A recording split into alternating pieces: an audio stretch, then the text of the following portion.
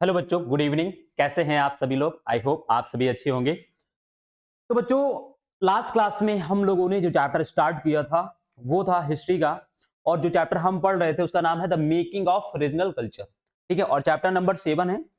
इस चैप्टर में हमने काफी कुछ चीजें पढ़ ली थी। क्या क्या चीजें हम पढ़ चुके हैं इसके बारे में हम थोड़ा सा डिस्कस कर लेते हैं, और फिर हम क्या करेंगे, आगे कंटिन्यू करेंगे। ठीक है, चलो।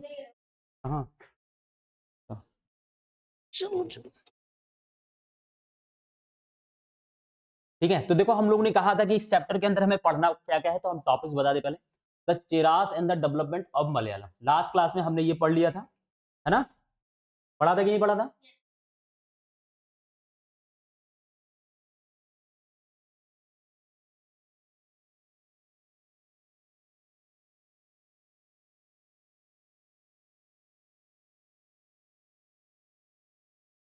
ठीक है, ये पढ़ लिया था।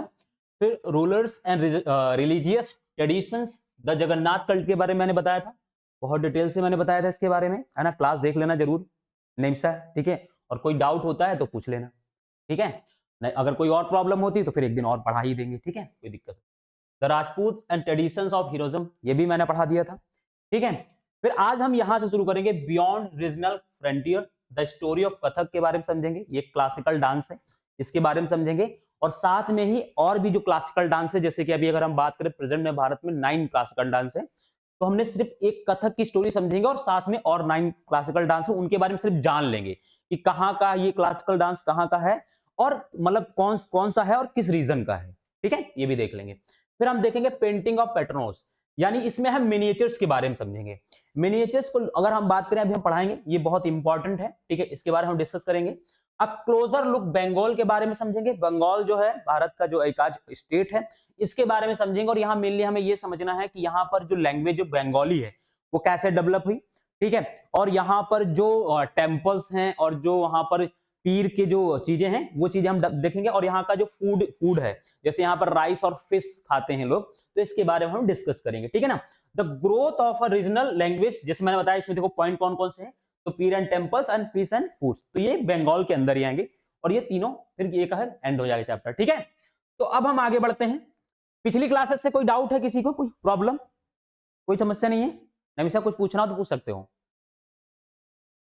अच्छा ठीक है, देख लेना, है ना? वैसे तो जैसे कि मैंने ये बता दिया था सारा कुछ, मलयालम्स के बारे में मैंने बताया था। ठीक है, डिस्कस किया था काफी।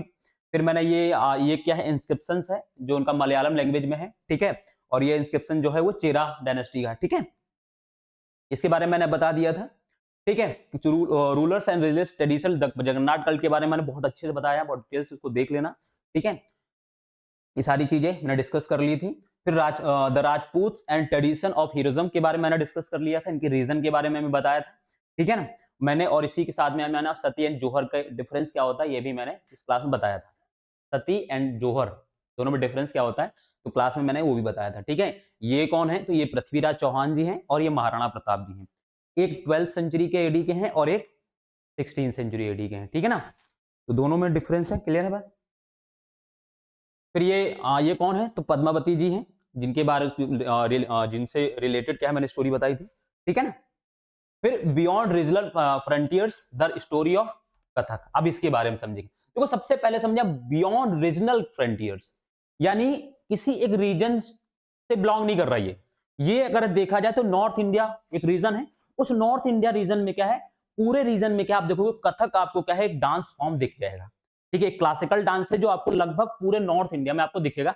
पंजाब है, हरियाणा है, दिल्ली है, यूपी है, बिहार है, छत्तीसगढ़ है ना? इन जगहों पर क्या है, आपको कथक क्या है देखने को मिल जाएगा, डांस का जो फॉर्म है। अब हमें यह समझना है कि कथक कैसे डेवलप हुआ, कहां से ये शब्द आया है, इसमें क्या होता है, और ये सारी चीजें हमें समझनी होंगी। ठीक है ना? तो हम सबसे पहले कथक की स्टोरी समझते हैं। पहले आप इस इमेज को देख लो थोड़ा सा। इसको देखने से ये पता चलेगा कि जब भी कभी, जैसे मान लो आप लोग कभी न्यूज, मान लो कभी कोई टीवी देख रहे हो, कोई प्रोग्राम हो रहा है, वहां पर कोई डांस इवेंट हो रहा है, तो उसमें लोग क्या है अलग अलग जो है क्या है डांस फॉर्म करते हैं, अलग अलग तरीके से डांस करते हैं। तो उसमें आप देख कर बता सकते हो कि ये कथक का स्टेप है या किसका स्टेप है। ठीक है ना? तो ये सारी बहुत इंपॉर्टेंट है। क्लियर है बात? तो इसको देख लोगे। अब हम बात करेंगे देखो कथक के बारे में। देखो कथक जो वर्ड है ना, वो संस्कृत के एक वर्ड से ड्राइव हुआ है जिसका नाम है कथा। ठीक है, संस्कृत में कथा वर्ड का मतलब होता था स्टोरी टेलिंग, यानी कहानी। ठीक है ना, तो वहां से क्या है, कथक वर्ड जो है निकला है। ठीक है, और बात भी ये भी था कि नॉर्थ इंडिया में कुछ ऐसी ट्राइब्स हुआ करती थी जिनको कथक्स कहा जाता था, और जो क्या करती थी, जो मंदिरों में क्या करती थी, स्टोरी टेलिंग का काम करती थी। बेसिकली जो स्टोरी टेलिंग करती थी, जो वो कहानियां सुनाती थी, तो वो उस कहानी को, वो जो सुना रही होती, जो भी वो बता रही होती थी, तो उसमें वो क्या करती थी, जिस तरीके जो वो बताती, उसको वो क्या है, अपने बॉडी एक्सप्रेशन और उसके अपने फेस एक्सप्रेशन के थ्रू क्या उसको क्या है, उसको सामने प्रस्तुत करती थी। तो यहां से क्या है, एक डांस का एक फॉर्म निकल कर आ गया। क्लियर है बात, ये समझ में आ रही बात?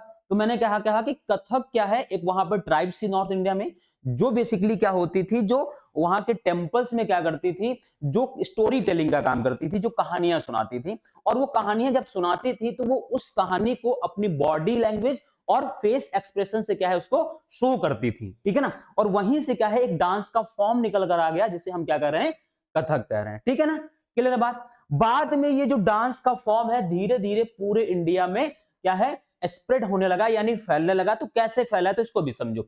जब भारत में जब मुगल सल्तनत आया, तो मुगल सल्तनत ने क्या किया, भारत पर कब्जा किया। ठीक है ना, उसी समय अगर हम बात करें, या हम उससे पहले भी अगर हम बात करें, तो भारत में एक मूवमेंट चला था जिसका नाम है भक्ति मूवमेंट। भक्ति मूवमेंट बेसिकली मैंने आपको बताया था, और एक बार सुन लो, भक्ति मूवमेंट का मतलब ये होता है कि जैसे ये मेडवल टाइम है, ठीक है, मेडवल पीरियड में क्या था, उस समय कुछ लोग रिलीजियस रिफॉर्म को लेकर बातें कर रहे थे। तो जो रिलीजियस रिफॉर्म को लेकर मेडवल टाइम में या 15 या 16 सेंचुरी में जो एक मूवमेंट चला है, उसे हम भक्ति मूवमेंट कह रहे हैं, जिसमें रैदास है, नानक है, कबीरदास है, ठीक है, संत रविदास हैं। ये सब लोग कौन हैं, ये भक्ति मूवमेंट के लोग हैं, जिन्होंने धर्म के जो रूढ़िवादी चीजें हैं, जो कर्मकांडीय पक्ष है, उन पर क्या है, जो गलत प्रैक्टिसेस हैं, उनके अगेंस्ट में क्या है, एक मूवमेंट चलाया। उसे हम क्या कहते हैं, भक्ति मूवमेंट कहते हैं, जिसमें संत कबीरदास बहुत फेमस एक तरीके से कह सकते हो आप, वहां के रिफॉर्मर थे उस समय। वो हिंदू धर्म के ऊपर भी बोलते थे, गलत प्रैक्टिसेस के ऊपर भी बोलते थे, वो मुस्लिम धर्म के गलत प्रैक्टिसेस के ऊपर भी बोलते थे। उन्होंने मस्जिद पर भी बोला है, उन्होंने मंदिर पर भी बोला है। ठीक है ना, तो इसी को कहते हैं भक्ति मूवमेंट। समझ में आ गया भक्ति मूवमेंट क्या होता है? इसके बारे में डिटेल से हमें पढ़ना होता है, लेकिन अभी नहीं पढ़ना है। ठीक है ना, इसके बारे में बहुत डिटेल से पढ़ाया जाता है। ठीक है, इनकी क्या था, क्या आइडिया था, क्लियर बात ये। तो भक्ति मूवमेंट जब आया, तो भक्ति मूवमेंट के थ्रू क्या है, ये धीरे धीरे क्या है, आप देखोगे पूरे नॉर्थ इंडिया में धीरे धीरे फैलने लगा। और इसके बाद क्या है, धीरे धीरे पूरे इंडिया में ये क्या स्प्रेड हुआ। बाद में जब मुगल आए, मुगलों ने जब भारत पर कब्जा कर लिया, उसको कंट्रोल कर लिया, तो मुगल जो वहां जो दरबार हुआ करता था, जो उनका कह सकते हो कि क्या होता था उसको, जो उनका दरबार को इंग्लिश में क्या बोलेंगे, हाँ, जो कोर्ट होता था, सही कह रहा हूं, जो उनका कोर्ट होता था, उस कोर्ट में क्या है, ये कथक जो है, वहां पर डांस होता था उसका। और यहीं पर जो है 15 सेंचुरी 16 सेंचुरी के टाइम पीरियड में ही आप देखोगे कि कथक का जो आज का जो रियल रूप हम जो देख पा रहे हैं, वो बेसिकली वो 15 16 सेंचुरी में ही इमर्ज हुआ था, बना था, और आज तक वो वैसा ही चला आ रहा है।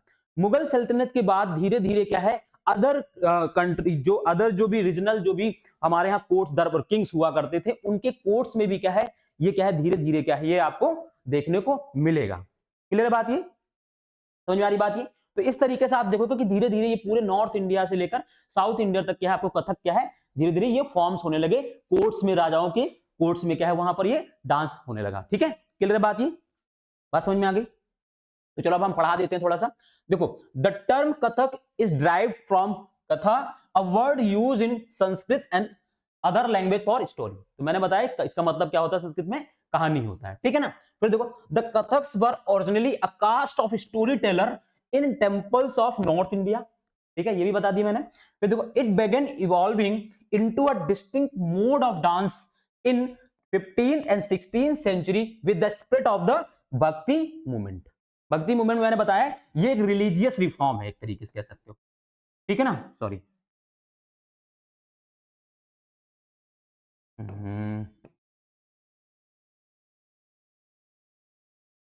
ठीक है ना, और मैं आपको बता दूं, ये रिलीजियस रिफॉर्म देखो, ये तो आपको मेडवल टाइम का है। देखो, एंशिएंट टाइम में भी क्या हुआ था, आप जानते हो, हिस्ट्री जो है हमारी, जब हम हिस्ट्री की बात करते हैं, थोड़ा सा मैं यहां पर डिस्कस कर देता हूं, है ना। ताकि आप लोगों को क्लियरिटी हो जाए एक चीज की। जब हम बच्चों बात करते हैं हिस्ट्री की, ठीक है ना, जब हम कहते हैं कि हिस्ट्री हम पढ़ रहे हैं, ठीक है ना, ध्यान सुनना, ठीक है, जब हम हिस्ट्री पढ़ते हैं तो हिस्ट्री क्या है, बेसिकली हिस्ट्री को तीन पार्ट में, पूरी हिस्ट्री को तीन पार्ट में डिवाइड किया गया है। हालांकि चार पार्ट होता है, चारों भी मैं बता दूंगा, सबको बता दूंगा, चलो ठीक है। एक को बोलते हैं हम एंशिएंट हिस्ट्री, ठीक है ना, ठीक। एक को हम बोलते हैं मेडिवल हिस्ट्री,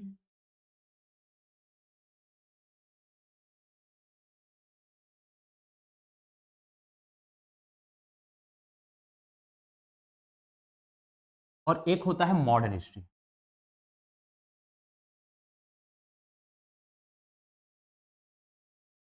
ये तीन हिस्ट्री होती है, ठीक है। एंशिएंट हिस्ट्री मतलब प्राचीन इतिहास को हिंदी में बोलते हैं, मध्यकालीन इतिहास और फिर आधुनिक भारत के इतिहास। तो पूरी हिस्ट्री को तीन पार्ट में डिवाइड किया जाता है, और ये हिस्ट्री ऐसा नहीं है कि हमने एक डेट है, उस डेट के बाद माना जाता है। लेकिन बात यह भी है कि हिस्ट्री को डिवाइड करने का पर्पस ये था कि जो हिस्टोरियंस हैं, जैसे मान लो मैं आज एक टीचर हूं, मान लो एक तरीके से स्टूडेंट भी हूं साथ में, अगर मैं किसी को पढ़ाऊंगा समझाऊंगा तो कैसे उसे समझाऊंगा। तो हिस्ट्री को पढ़ाने के लिए, स्टडी करने के लिए, आसान भाषा में उसको समझने के लिए पूरी हिस्ट्री को थ्री पार्ट में डिवाइड कर दिया गया, ठीक है। तो जैसे जब हम एंशिएंट हिस्ट्री की बात करते हैं तो एंशिएंट हिस्ट्री में भी क्या हुआ था, 6th सेंचुरी, ध्यान सुनना, 6th सेंचुरी बीसी में, ठीक है ना, 60, ठीक है, 6th सेंचुरी यानी 600, हम यहां पे बात करें, ध्यान सुनना, 600 बीसी में, ठीक है ना, 6 नहीं यहां पर, नहीं तो फिर गलत हो जाएगा, ठीक है। 600 बीसी में क्या हुआ था, यहां पर आप देखोगे कि यहां पर एक सोशल रिफॉर्म शुरू हुआ था, ठीक है ना, सोशल रिफॉर्म शुरू हुआ था। और इसी सोशल रिफॉर्म के तहत क्या हुआ था, हिंदू धर्म होता था, वैदिक सभ्यता थी, वैदिक सिविलाइजेशन में बहुत हमारा जो रिलीजियस था, उस रिलीजियस में धीरे धीरे क्या है, बहुत सारी जो है प्रैक्टिसेस, गलत प्रैक्टिसेस होने लगी, यज्ञ जैसा अलग कर्मकांडीय चीजें, बहुत सारी चीजें ऐसे होने लगी। तो भारत के कुछ लोगों ने क्या है, इस रिलीजियस रिफॉर्म के लिए, इसको सुधार करने के लिए का एक रिफॉर्म चलाया। उसी समय आप देखते हो कि बुद्धा आते हैं, ठीक है ना, आपने बुद्ध का नाम सुना है ना, ठीक है ना। इसी समय आपने जिनका महावीर स्वामी का नाम सुना होगा आपने, है ना, महावीर स्वामी का नाम सुना है। ये लोग कौन हैं, ये इसी टाइम पे हिंदू रिलीजियस के रिफॉर्म, जो रिफॉर्म चला था 600 बीसी में, उसी समय क्या है, ये लोग निकल कर आए और इन्होंने क्या है, अपना अलग अलग रिलीजियस दिया। जैसे आप देखोगे बौद्ध रिलीजन है, जैन रिलीजन है, और फिर आपने चारवाक का नाम सुना होगा। इस समय लगभग 62 क्या है, संप्रदाय या कल्ट निकल कर आते हैं, ठीक है। तो ये तो एंशिएंट टाइम का एक रिफॉर्म हो गया, रिलीजियस रिफॉर्म हो गया। इसी तरीके से आपको मैंने क्या दिखाया कि भक्ति मूवमेंट क्या है, इसी तरीके का मेडवल टाइम पीरियड में क्या हो रहा था, भक्ति मूवमेंट चल रहा था, जिसमें कुछ मुस्लिम भी थे, कुछ हिंदू भी थे, क्योंकि इस टाइम पीरियड तक आप देखोगे तो भारत में मुस्लिम रिलीजन भी आ चुका था, क्योंकि भारत में अगर हम बात करें तो मुस्लिम लोग बहुत पहले से आ चुके थे। जैसे अगर हम बात करें तो 712 एडी में क्या है, भारत पर जो सिंध वाला रीजन है वहां पर क्या है, क्या है, आक्रमण किया गया था। उसी समय से क्या है, भारत में क्या है, मुस्लिम आना शुरू हो जाते हैं। और मैं तो बात कर रहा हूं 15-16 सेंचुरी में, तो 15-16 सेंचुरी में बौद्ध धर्म भी है, जैन धर्म भी है, ठीक है, मुस्लिम धर्म भी आ चुका है, हिंदू धर्म पहले से बना हुआ था। तो ये इतने सारे थे। अब इसी समय बहुत सारे मुस्लिमों ने भी क्या है, आप देखोगे कि मुस्लिम धर्म के रिफॉर्म के लिए बातें की, बहुत सारे हिंदुओं ने भी क्या है, हिंदू धर्म के रिफॉर्म के बारे में बात की। तो इससे क्या है, एक भक्ति मूवमेंट निकल कर आ गया। क्लियर है बात ये। इसी तरीके से आप देखो, ये तो आपने मेडवल में देख लिया, ठीक है ना, ये कहां देख लिया, भक्ति मूवमेंट कब चला, तो आपने यहां पर मेडवल टाइम पीरियड में क्या देखा, भक्ति मूवमेंट देखा,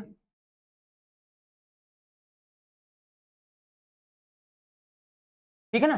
फिर इसके बाद अगर आप देखो तो मॉडर्न हिस्ट्री में भी इसी तरीके का रिफॉर्म होता है। ये रिफॉर्म कब होता है, तो ये रिफॉर्म भी अगर आप देखोगे तो ये 19th सेंचुरी के आसपास, 19th सेंचुरी एडी में, ठीक है ना, बीडी बीसी में नहीं, एडी में क्या रिफॉर्म होता है। यहां पर देखो कौन करते हैं, तो यहां पर राजा राम मोहन राय, स्वामी विवेकानंद, स्वामी दयानंद सरस्वती जी, ईश्वरचंद विद्यासागर, ठीक है, इसी तरीके से बहुत सारे लोग हैं आपको देखने को मिलेंगे, ठीक है। तो ये लोग क्या कर रहे हैं, ये लोग उस समय समाज में जो गलत प्रैक्टिसेस चल रही है, जो चीजें चल रही, वो क्या है, रिफॉर्म कर रहे हैं। तो आप देखोगे कि आप जो भी हिस्ट्री का जो तीन पार्ट है, ancient history, medieval history, modern history, इसमें भी आप देखो कि यहाँ पर अलग अलग टाइम पीरियड में क्या हो रहा है, अलग अलग रिलीजियस को लेकर रिफॉर्म चल रहे थे। बात समझ में आ गई अब ये। क्लियर हो गया डाउट? ठीक है, कोई दिक्कत नहीं होगी। अब यहां पर समझ में आ गया। फिर यहां पर देखो, under the Mughal emperor and their nobles Kathak was perform in the court. मैंने बताया कि यहां पर, और आपको सबको पता है कि मुगल कब भारत में आ गए थे।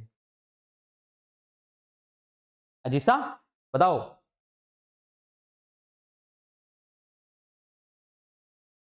डेट बताओ कुछ। हाँ। गलत हो गए। हाँ बताओ। हाँ बाबा, तो वही तो मुगल है भाई। नहीं,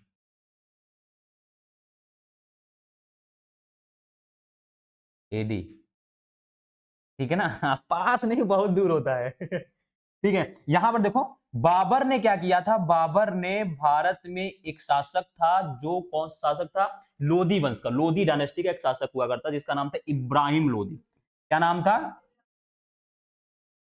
इब्राहिम लोधी। ठीक है ना। इसको डिफीट करके क्या है, यहां पर मुगल डायनेस्टी क्या है, स्टैब्लिश की थी। ठीक है ना। इसके बाद ये फर्स्ट बैटल ऑफ पानीपत है। इसके बाद सेकंड बैटल ऑफ पानीपत होता है, जिसमें मुगल क्या करते हैं, हेमचंद्र को, हेमचंद्र विक्रमादित्य का, हेमू जिसको शॉर्ट फॉर्म कहते हैं। हेमू तो देखो, हेमू नाम नहीं है। हेमू जो है, उसको चिढ़ाने के लिए लोग वो हेमू बोलते लिखते हैं कोरियन। उसका नाम था हेमचंद्र विक्रमादित्य। उस समय का सबसे शक्तिशाली हिंदू राजा था वो, मतलब राजा नहीं था वो, सेनापति था। ठीक है ना। तो हेमचंद्र नाम है उसका, हेमचंद्र विक्रमादित्य के टाइटल, विक्रमादित्य टाइटल है, जो एंशिएंट टाइम पीरियड में जो भी बड़े बड़े राजा होते थे, किंग होते थे, जो भी बहुत प्रतापी किंग होते थे, वो टाइटल लिया करते थे। ठीक है ना। विक्रमादित्य, जैसे चंद्रगुप्त विक्रमादित्य द्वितीय। ठीक है ना। तो विक्रमादित्य क्या है, एक टाइटल है। समझ में आ रही बात ये? तो हम्म हाँ, दूसरा सेकंड। ठीक है ना। तो ये इब्राहिम लोदी को हरा के इन्होंने, फिर इसके बाद फिर क्या है, सेकंड बैटल ऑफ पानीपत होता है, जिस जो कब होता है, 1556 एडी में। और ये किसके किसके बीच में होता है, तो ये हेमू और अकबर के बीच में, जिसको हेमचंद्र विक्रमादित्य नाम बोलते हैं। हेमू मत बोला करो, क्योंकि देखो मैं बताता हूं, हिस्टोरियन शुरू में जो हिस्ट्री लिखी गई है, वो शुरू में हिस्ट्री जो लिखी गई, वो वेस्टर्न हिस्टोरियंस के द्वारा लिखी गई। तो वो लोग भारत को किसी तरीके की उपलब्धि नहीं देना चाहते, कोई भी श्रेय नहीं देना चाहते, तो भारत के लोगों को बहुत छोटा दिखाते हैं। तो इसीलिए हेमचंद्र का नाम हेमू लिखते हैं वो लोग। आप सोचो, किसी का घर में नाम है राहुल है, उसको राहुला बोला जा रहा है। चिढ़ाने के लिए बोलते कि नहीं बोलते हैं? तो ऐसे ही चिढ़ाने के लिए लोग क्या करते हैं, नाम लेते हैं। क्या हुआ, सही तो कह रहा हूं मैं?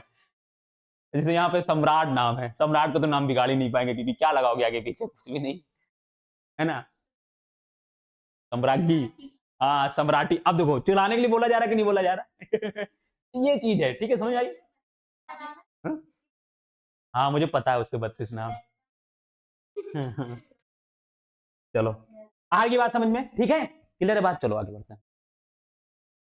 ये बात समझ में आ गई, ये सारी चीज समझ में आ गई। देखो, ये सीधे चीजें मैं एक्स्ट्रा बताता हूँ, उसका पीछे पर्पस समझो।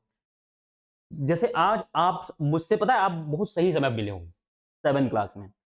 जैसे जैसे हिस्ट्री में हम आगे बढ़ते जाएंगे ना, वैसे वैसे 10 तक आते आते मैं आपको पूरी हिस्ट्री में जितनी कुछ चीजें हैं ना, सब पढ़ा दूंगा।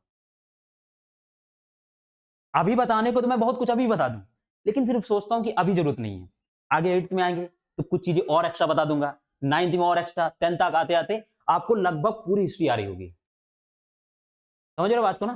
तो बस उसके लिए प्रिपेयर, बस ये ध्यान में रखना है कि अगर मैं कोई चीज एक्स्ट्रा बताता हूं, तो वो मैं अपने लिए नहीं बताता हूं कि मुझे सेटिस्फेक्शन मिलेगा, मुझे इसलिए बताता हूं कि आपको पता होना चाहिए। कौन? नहीं, वो भारत के लिए है, पोस्ट इंडिपेंडेंट उसको बोलते हैं भारत में। 1947 जैसे हमारा भारत है, 1947 में आजाद हुआ, तो आजादी के बाद का भी तो इतिहास है। आज हम 24 में जी रहे हैं, 2024 में आ गए हैं, तो इसकी 47 से लेकर 24 तक का कुछ इतिहास है कि नहीं अपना है, उसको बोलते हैं पोस्ट इंडिपेंडेंट। जैसे जब हम लोग पढ़ते हैं, तो हम लोग क्या है, 1947 से लेकर 1991 तक का इतिहास पढ़ते हैं हिस्ट्री में, मतलब हम लोग एज इट इज पढ़ते हैं, यूपीएससी की तैयारी करने वाले। ठीक है ना, तो हम लोग पढ़ते हैं उसको, तो उसको पोस्ट इंडिपेंडेंट बोलते हैं, लेकिन वो इंडिया के परपेक्स में है ना। वैसे हिस्ट्री 3 पार्ट में से डिवाइड की जाती है। ठीक है ना। पूरे वर्ल्ड में ये पैरामीटर है, वो तो हम अपने लिए बोलते हैं पोस्ट इंडिपेंडेंट। ठीक है ना, क्योंकि हम ही आजाद हुए, और तो देश नहीं ऐसा तो क्या, और बहुत सारे देश है, तो उनके अलग अलग टाइम है। क्लियर बात ये? चलो, ये बात हो गई, ठीक है। इसके बाद मैंने बताया कि धीरे धीरे मुगल कोर्ट्स के बाद धीरे धीरे रीजनल जगह पर भी कथक क्या है फॉर्म, डांस फॉर्म होने लगा। आप देखोगे इसी बात आपको राजपूताना के रीजन में, मराठा के रीजन में, ठीक है, नवाब जो अवध वाला जो रीजन है उस रीजन में क्या है आपको कथक क्या है देखने को मिल जाएगा सुनने। अब इसी तरह देखो it develop into tradition of gharanas, इसमें दो घराना डेवलप हुए, एक तो राजस्थान में थे जो कौन थे, जयपुर में थे, ठीक है, और दूसरा एक लखनऊ में, ठीक है ना। दो घराना, घराना मतलब दो घर के लोग ही ज्यादातर इसको फॉर्म कर रहे थे, ठीक है ना, क्लियर है बात ये। तो राजस्थान में जयपुर हो गया और ये कहां पर है, ये लखनऊ में, ठीक है। इसके बाद आप देखो लखनऊ में एक फेमस आपको दिखने को मिलेगा जिनका नाम है वाजिद अली शाह। मैंने आपको बताया भी है कि वाजिद अली शाह के नाम से हमारे लखनऊ में क्या है, एक क्या है नेशनल पार्क वो बनाया गया, सॉरी जू बनाया गया है, ठीक है ना, जू बनाया गया है। उसको लग रहा है कोई 6:30 से क्लास है, एक्चुअली वो मैसेज देखे नहीं होंगे, बात ये है।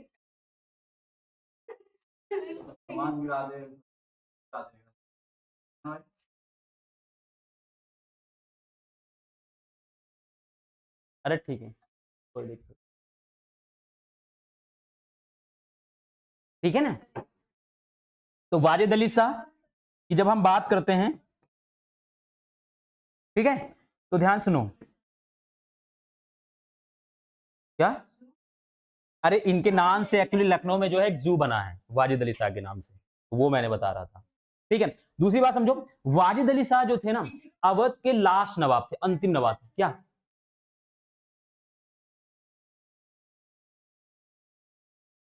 ठीक है ना।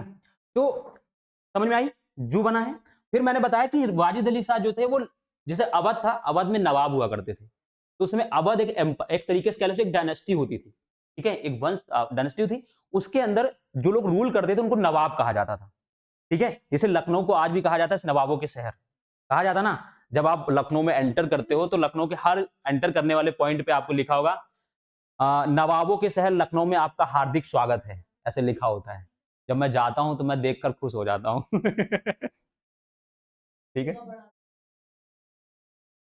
हाँ वही वही बस, हाँ बस बस यही, हाँ बस यही कथक समझाया, वही पिछला जो समझाया था, बस बस वही हो समझाया, और उससे ये तो वही है, वही पढ़ा रहा हूँ, ठीक है। तो वाजिद अली शाह मैंने देखो यहाँ लिखा था last Nawab of Awadh. Awadh क्या है मैंने बताया एक रीजन है, उस रीजन में क्या है जो भी किंग रूल करते थे, जो भी रूलर हुआ करते उनको नवाब कहा जाता था, ठीक है ना। जैसे हैदराबाद में भी नवाब होते थे, ठीक है ना, ठीक है ना, क्लियर है बात ये। हाँ, तो grow into the major art form इनके टाइम पे, वैसे कि नवाब के टाइम पे क्या है वहां पर बहुत सारी चीजें डेवलप हुई। जैसे आपने एक बहादुर शाह जफर का नाम आपने सुना होगा, बहादुर शाह जफर द्वितीय, उनके समय में मिर्जा गालिब हुआ करते थे। जो मिर्जा गालिब का नाम आप लोग नहीं जानते, ये बहुत कुछ नहीं जानते, यानी हिस्ट्री मैं सही टाइम पे पढ़ाने आप लोगों को आया हूँ। आप लोग दुनिया की बहुत सारी चीजों से अभी अछूते हो, ठीक है ना, क्योंकि आप लोगों को सिर्फ साइंस साइंस कह के और मैथ कहकर पढ़ाया कहा, वही बस इंपॉर्टेंट चैप्टर है, मतलब सिलेबस कहा जाता है सब्जेक्ट्स हैं, लेकिन इससे भी बाहर की दुनिया है, ठीक है। हाँ हाँ हाँ हाँ बिल्कुल बिल्कुल, कोई दिक्कत नहीं, तुम लोग जो कहोगे एक्स्ट्रा पढ़ाने को मैं पढ़ा दूंगा, मुझे तो पढ़ाने में मजा आता है, मैं तो चाहता हूँ कोई पढ़ने वाला मिले मुझसे ठीक है ना, चलो, है ना, चलो। अब यहाँ पर देखो, फिर यहाँ पर देखो by third quarter of the 19th century, third quarter का मतलब क्या होगा 19th सेंचुरी में,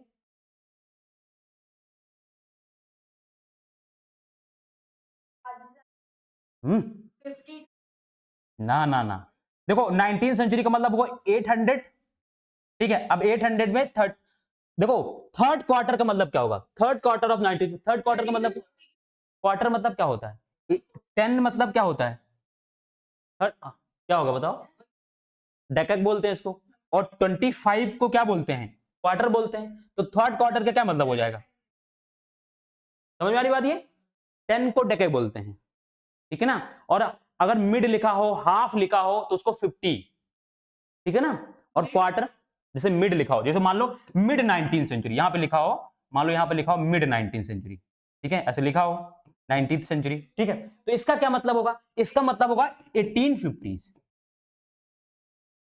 ठीक है ना, इसका मतलब होगा 1850s, डेकेड आता है, मिड आता है और क्वार्टर आता है।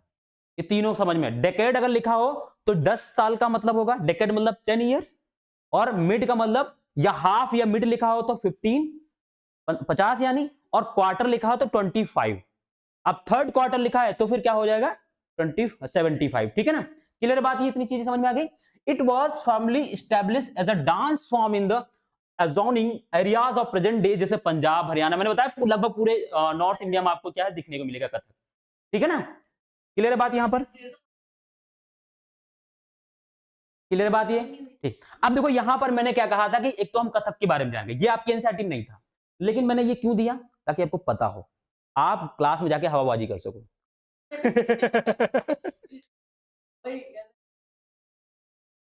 ठीक है, हाँ।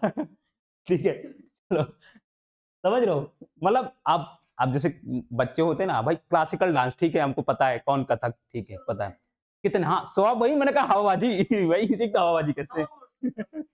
ठीक है, हैं? अच्छा, ठीक है, तो ये 9 क्लासिकल डांस है। अब देखो क्लासिकल डांस को कौन रिकॉग्नाइज करता है, तो वहां पर,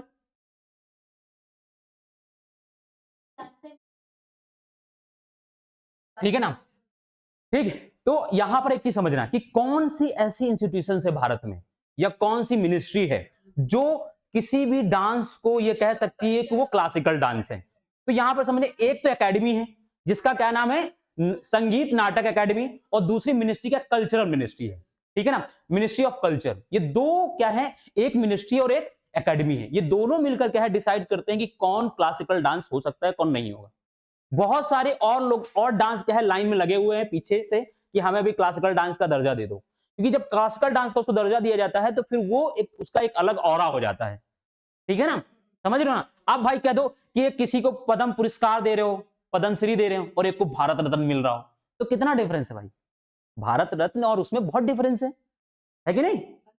भारत रत्न जो है भारत का सर्वोच्च पुरस्कार है। इसी तरीके से भारत में बहुत सारे डांस होते हैं, भोजपुरी में अलग डांस चल रहा है, अलग अलग डांस चल रहा है ना, शादियों में देखते हो आप लोग, है ना, हाँ अलग अलग चल रहा है, लेकिन भाई उनको इतना इज्जत नहीं मिलती, और भाई को क्या चाहिए, इज्जत, भाई को इज्जत चाहिए और इज्जत मिल नहीं रही है।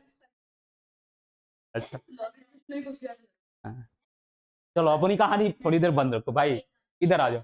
तो हर कोई अपनी इज्जत के लिए इसलिए, अब समझो, अब आ जाओ, चलो ठीक है, संगीत नाटक academy and the ministry of culture. ठीक है, दीज आर, यहां पर समझो, देखो कौन कौन से नाटक हैं, तो देखो भरतनाट्यम ये कहां पर होता है, तमिलनाडु। ठीक है, फिर मणिपुरी कहां होगा, मणिपुर में। कथक नॉर्दर्न इंडिया में कई सारी जगह पर। कथकली कहां पर होता है, केरला। अब देखो कथक और कथकली अलग है, पहले मैं कथकली और कथक को एक ही समझता था जब तक मैंने नहीं पढ़ा था। ठीक है, इसके बाद उड़ीसी, उड़ीसी कहां होगा, उड़ीसा में होगा। ठीक है, ये 5 हो गए। इसके बाद देखो यहां पर कुचिपुड़ी, ये कहां पर, आंध्र प्रदेश में, याद रखना ये चीजें। ठीक है, क्षत्रिय कहां पर है, असम में। मोहिनी अट्टम कहां पर है, केरला में। और चाऊ कहां पर है, ये अभी जल्दी सुनो, सबसे लास्ट में जो, सुनो सुनो, सबसे लास्ट में जो क्लासिकल डांस बना है वो ये बना है लास्ट में। ठीक है ना, हाँ, और दूसरी सुनो, इसको किसने बनाया है, तो इसको संगीत नाटक एकेडमी ने बनाया है, वो एक एकेडमी है। ठीक है ना, चलो इधर आ जाओ। ठीक, आगे बात समझ में। तब नहीं, पहले में देखो यहाँ पर जब कुछ, जब हमारा देश आजाद हुआ तो उसमें कुछ थे शुरुआत से ही। हाँ, संगीत नाटक अकेडमी। ठीक है, अब यहाँ पर देखो, यहाँ पर मैंने सबके डांस फॉर्म के इमेजेस भी दे दिए। देखो भरतनाट्यम है, कथक है, कथकली है, कुचिपुड़ी है, मोहिनी अट्टम है, मणिपुरी है, उड़ीसी है, सत्रिया है, चाऊ है। सबको देख लो बस, खाली देखने से एक चीज ये देखो, ड्रेसिंग सेंस से पहचान पाओगे आप, नहीं तो आप इसको और इसको पहचान ही नहीं पाओगे। हाँ, कठपुतली जैसा, वो भी अलग है ना, कांतारा मूवी की जैसा, ये तो कांतारा मूवी है ना, कांतारा मूवी में जो दिखाया जाता है, साउथ में जो लोग दिखाए जाते हैं वो, है ना। हाँ? कोई, हाँ वही मैं कह रहा हूँ ना, जल्दी पहचान ही नहीं पाओगे आप लोग। हाँ। इसमें देखो, इसमें क्या है, आप देखोगे तो इसमें बॉडी स्प्रिंग्स का जो देखो आप देखोगे हाँ, हाँ बस बस।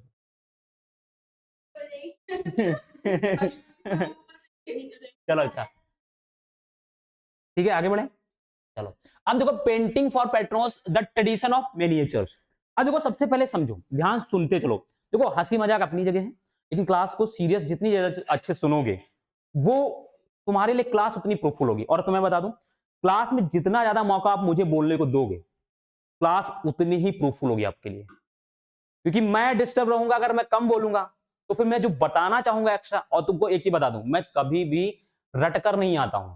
मेरे दिमाग में जो चीज आ गया उस समय पढ़ाते समय, मैं वो बता देता हूं।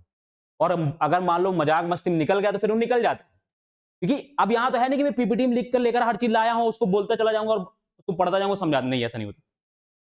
तो क्लास में जितना ज्यादा मैं बोलूंगा, क्लास उतनी ही आपके लिए अच्छी होगी और उतनी ही एक्स्ट्रा चीजें आप मुझसे पढ़ पाओगे। समझ में वाली बात ना? तो इसलिए क्लास में क्वेश्चन पूछने को बिल्कुल मना नहीं कर रहा हूं। हंसी मजाक मैं खुद ही समय समय पर करता रहता हूं, मुझे पता है, मैं खुद ही स्टूडेंट हूं, मैं पढ़ाता भी हूं। तो मुझे पता है कि 25 से 30 मिनट के बाद बच्चे बोर होने लगते हैं, उनको कुछ इंटरटेनमेंट चाहिए। तो बीच में मैं खुद ही ऐसी बातें करने लगूंगा कि आपको थोड़ा सा एंटरटेन कर दूंगा 2 मिनट। लेकिन उससे ये हो कि क्लास का डेकोरम नहीं बदलना चाहिए। देखो सीरियस बच्चे का मतलब सीरियस क्लास का मतलब यही होता है कि हंसी मजाक सब कुछ हो, लेकिन क्लास का डेकोरम मेंटेन रहना चाहिए। ठीक है ना?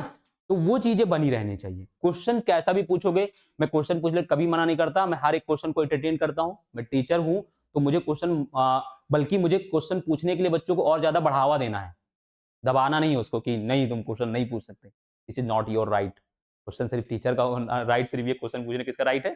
टीचर का। तो ऐसा नहीं होता है, ठीक है ना? टीचर से ज्यादा राइट होता है बच्चों का क्वेश्चन पूछने का। ठीक है ना? क्लियर बात ये?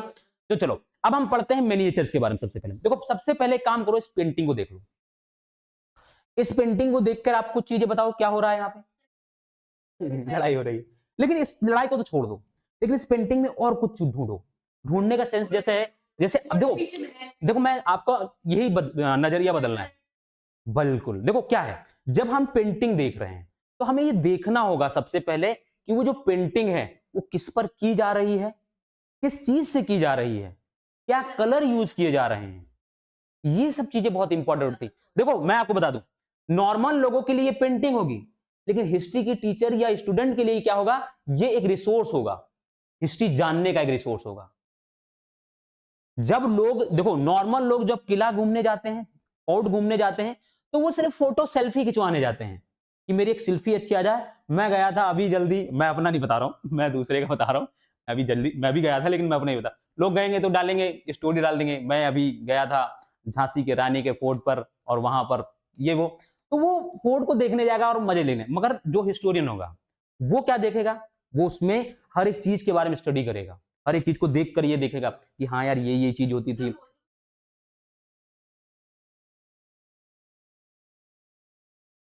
प्लीज, कैमरा में तो नहीं आ रहा।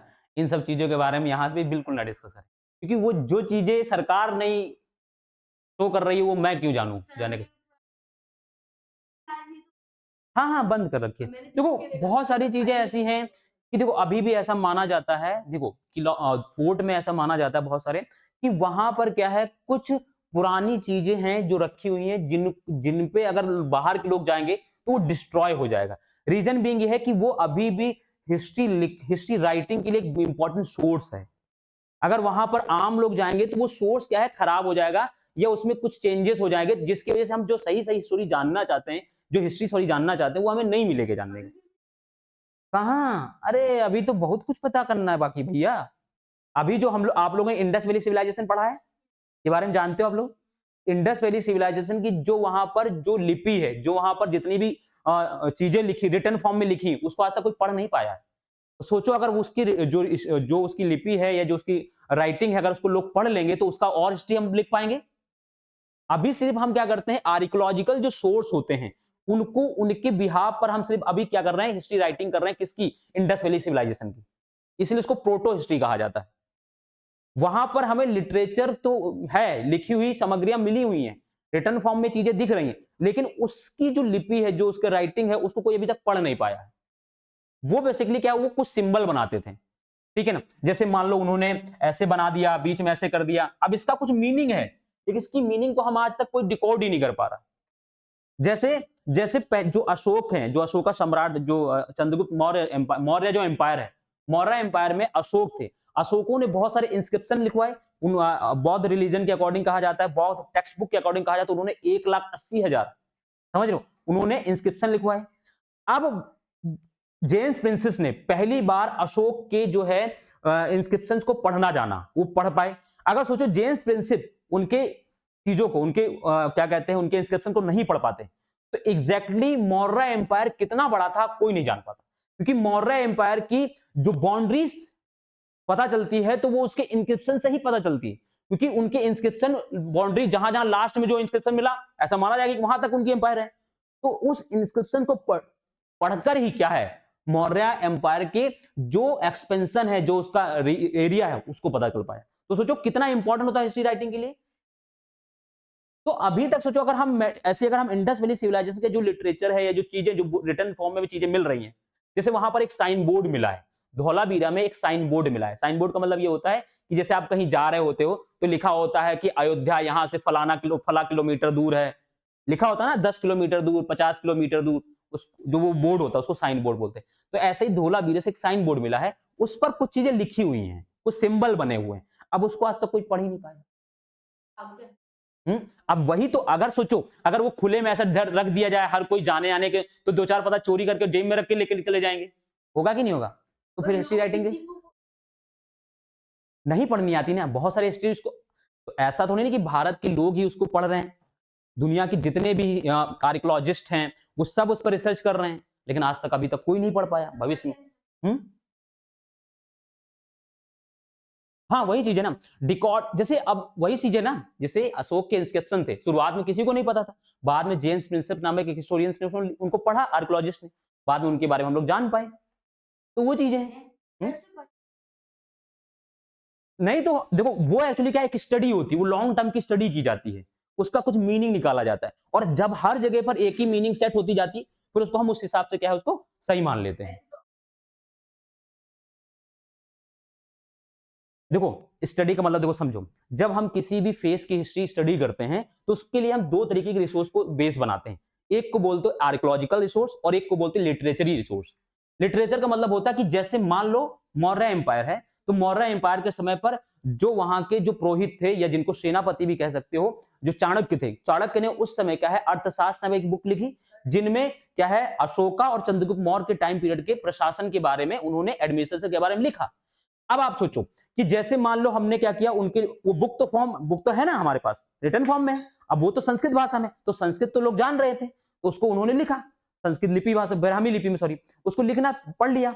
अब जब उसको पढ़ लिया उसके बाद वहां उसी समय के कंटेम्प्रेरी हमने क्या इंस्क्रिप्शन लिखे।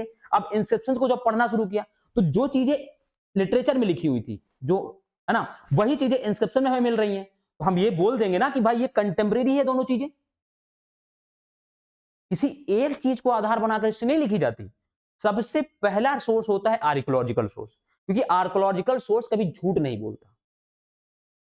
क्योंकि जैसे हिस्ट्री राइटिंग है, मान लो आपने कोई बुक लिखी, बुक मान लो अगर मैं होता, मान लो मैं हर्षवर्धन के टाइम पीरियड में उसका कवि होता या उसका राज दरबारी होता, तो क्या मैं हर्षवर्धन को गाली देता कभी? अपनी नौकरी तो खत्म नहीं करनी ना। हर्षवर्धन के बारे में क्या कभी मैं गलत लिखता? नहीं लिखता ना, तो सब सही सही लिखता। भले हर्षवर्धन में हजारों कमियां होती, लेकिन मैं उस कमियों को भी अच्छाई में लिख देता। तो फिर उस टेक्स्ट बुक को पढ़कर आप कैसे हर्षवर्धन के बारे में एग्जैक्ट जानकारी कैसे जा पाओगे? नहीं जान पाओगे। लेकिन उसी समय के अगर कंटेम्प्रेरी हमें कोई इंस्क्रिप्शन मिल जाए और उस इंस्क्रिप्शन को पढ़कर हम क्या करेंगे, फिर दोनों को मैच कराएंगे, और हम ज्यादातर आधार किसको, मेन एविडेंस किसको मान के चलेंगे, आर्कियोलॉजिकल को, वही इंस्क्रिप्शन को, क्योंकि वो कभी छूट नहीं, क्योंकि उसमें कोई परिवर्तन नहीं हो सकता। आई बात समझ में? कुछ पूछना है? अब क्लियर हो गई बात, अब तो कोई डाउट नहीं रह गया। क्या है, हंस क्यों रे बताओ? ठीक है, समझ में आ गई। तुमको आर्कियोलॉजिस्ट बनना है ना, तो कुछ बेसिक चीजें मैं यही बता दूंगा तुम्हें क्लास में ही ठीक है ना? क्लियर बात? चलो, तो बात समझ में आ गई होगी अब आप लोगों को। तो अब हम यहाँ पर मिनिएचर की बात करना शुरू करते हैं, ठीक है? देखो मिनिएचर का मतलब क्या होता है, तो आपको देखो हिंदी सब समझोगे तो ज्यादा बेटर समझ में आएगा। इंग्लिश तो लिख पढ़ लिया आपने, इसका देखो हिंदी टर्म होता है लघु। देखो लघु का मतलब होता है छोटा, ठीक है ना, छोटा होता है। तो जो छोटे छोटे चित्र बनाए गए शुरुआती फेज में, और ये चित्र जो बनाए गए वो बेसिकली वाटर कलर से कागज, शुरुआत में जब ये बना रहे थे तो ये लोग पाम लीफ पर वो वुड पर, लकड़ी पर, उस पर बन रहा था, ठीक है ना, पत्थर पे नहीं, पत्थर पर नहीं, शुरुआत में जब ये बना है, क्लोथ पे बाद बनना शुरू, अभी उस पे आ जाएंगे, ठीक है ना। तो पाम लीव पर और लकड़ी पर क्या है, छोटी छोटी इमेजेस बन रही थी, और वो इमेजेस आपको देखोगे ज्यादा एक तरीके से बहुत अच्छी नहीं है, जैसे आज ड्राइंग पेंटिंग आपको दिख रहे वैसे नहीं दिखेंगी। आप यहां पर देखो ना, इसको देखो कैसा ज्यादा आपको नहीं दिख रहा, मतलब आपको सिर्फ कलर में थोड़ा सा उस तरीके से दिखा दिया गया। तो ये छोटे छोटे चित्र होते हैं, बहुत स्मॉल चित्र होते हैं। कलर जो है शुरुआत में नेचुरल कलर यूज किया जाता था, ठीक है, शुरुआत में नेचुरल कलर यूज किया जाता था। मैं आपको कलर की एक बारे में बात बताता हूं, ध्यान सुनना, अब ध्यान सुनना, कोई क्वेश्चन नहीं होना चाहिए यहाँ पर, ठीक है, सिर्फ ध्यान सुनो। जब हम हिस्ट्री पढ़ना शुरू करते हैं तो एक एज होता है जिसको बोलते हैं स्टोन एज। अब ये मैं कुछ चीजें आपको ये पेंटिंग के पर्पज से बता रहा हूँ। स्टोन एज था, ठीक है। स्टोन एज को हिस्टोरियन ने 3 पार्ट से डिवाइड किया। अब क्यों डिवाइड किया ये मत जानना सोचना, ठीक है, नहीं तो फिर वो और डिटेल हो जाएगा। मैं बता तो दूंगा लेकिन फिर वो क्लास से अलग चले जाए, नहीं बाद में जान लेना, ठीक है। अभी यहां पर आ जाओ। स्टोन एज को क्या है, 3 पीरियड में डिवाइड किया जाए, एक पैलियोलिथिक स्टोन एज, एक मिजोलिथिक स्टोन एज और एक नियोलिथिक स्टोन एज, ठीक है ना, पढ़ा होगा। तो मिजोलिथिक जो स्टोन एज है ना, उस एज में क्या है, कुछ हमें केव के अंदर कुछ पेंटिंग की हुई चीजें दिखी हैं, जैसे भीमबेटका एक पेंटिंग मिली है। ऐसे ही केरल में एक टेरी, इडुक्की एक जगह है, वहां पर पेंटिंग मिली है। आंध्र प्रदेश में टेरी एक रीजन है, वहां पर हमें क्या कुछ पेंटिंग मिली है। पेंटिंग जो है वो नेचुरल कलर से की गई है, और उस समय भीमबेटका में जो कलर मिले हैं वो 16 कलर प्रकार टाइप के कलर हैं। आप सोच लो 16 रंगों का प्रयोग किया गया, और वो नेचुरल कलर है, वो फूलों से बनाए गए हैं कहीं कुछ। कैसे ही बना होगा, जैसे ही बना हो, अब वो, ठीक है। और उसमें समझो उसी में 16 टाइप के क्या कलर तो यूज किए जा रहे हैं। उसी समय क्या है 29 क्या है एनिमल्स बनाए गए हैं कि पेंटिंग की गई, और वो पेंटिंग बहुत ज्यादा आपको नहीं दिखी। आप कभी भी अभी गूगल करना, ठीक, घर पे जाना तो डालना भीमबेटका पेंटिंग। जब आप डालोगे, हाँ डालोगे, तो उसमें आपको जैसे आज ह्यूमन को बहुत अच्छा बना हुआ दिखाए फेस, उसमें ऐसा कुछ भी नहीं, बस ऐसे लाइन बना बना के क्या है ह्यूमंस को बना दिया गया है।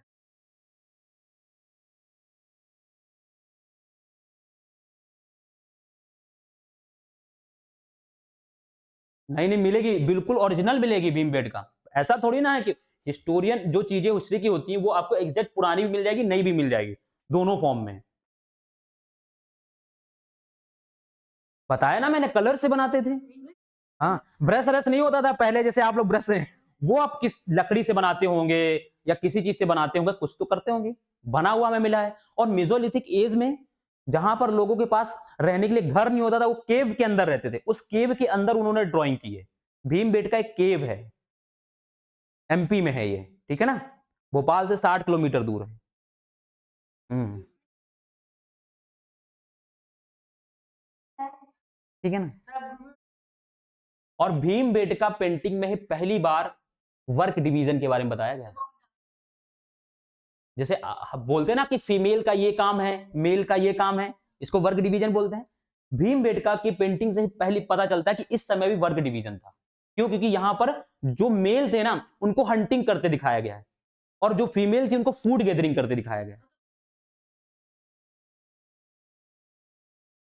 तुम्हारे सवाल का जवाब देने का मेरा मन नहीं करता। बिल्कुल जवाब है, बिल्कुल है जगह। भाई भीमबेटका की पेंटिंग में अरे यार तुम तो ऐसा कहते हो।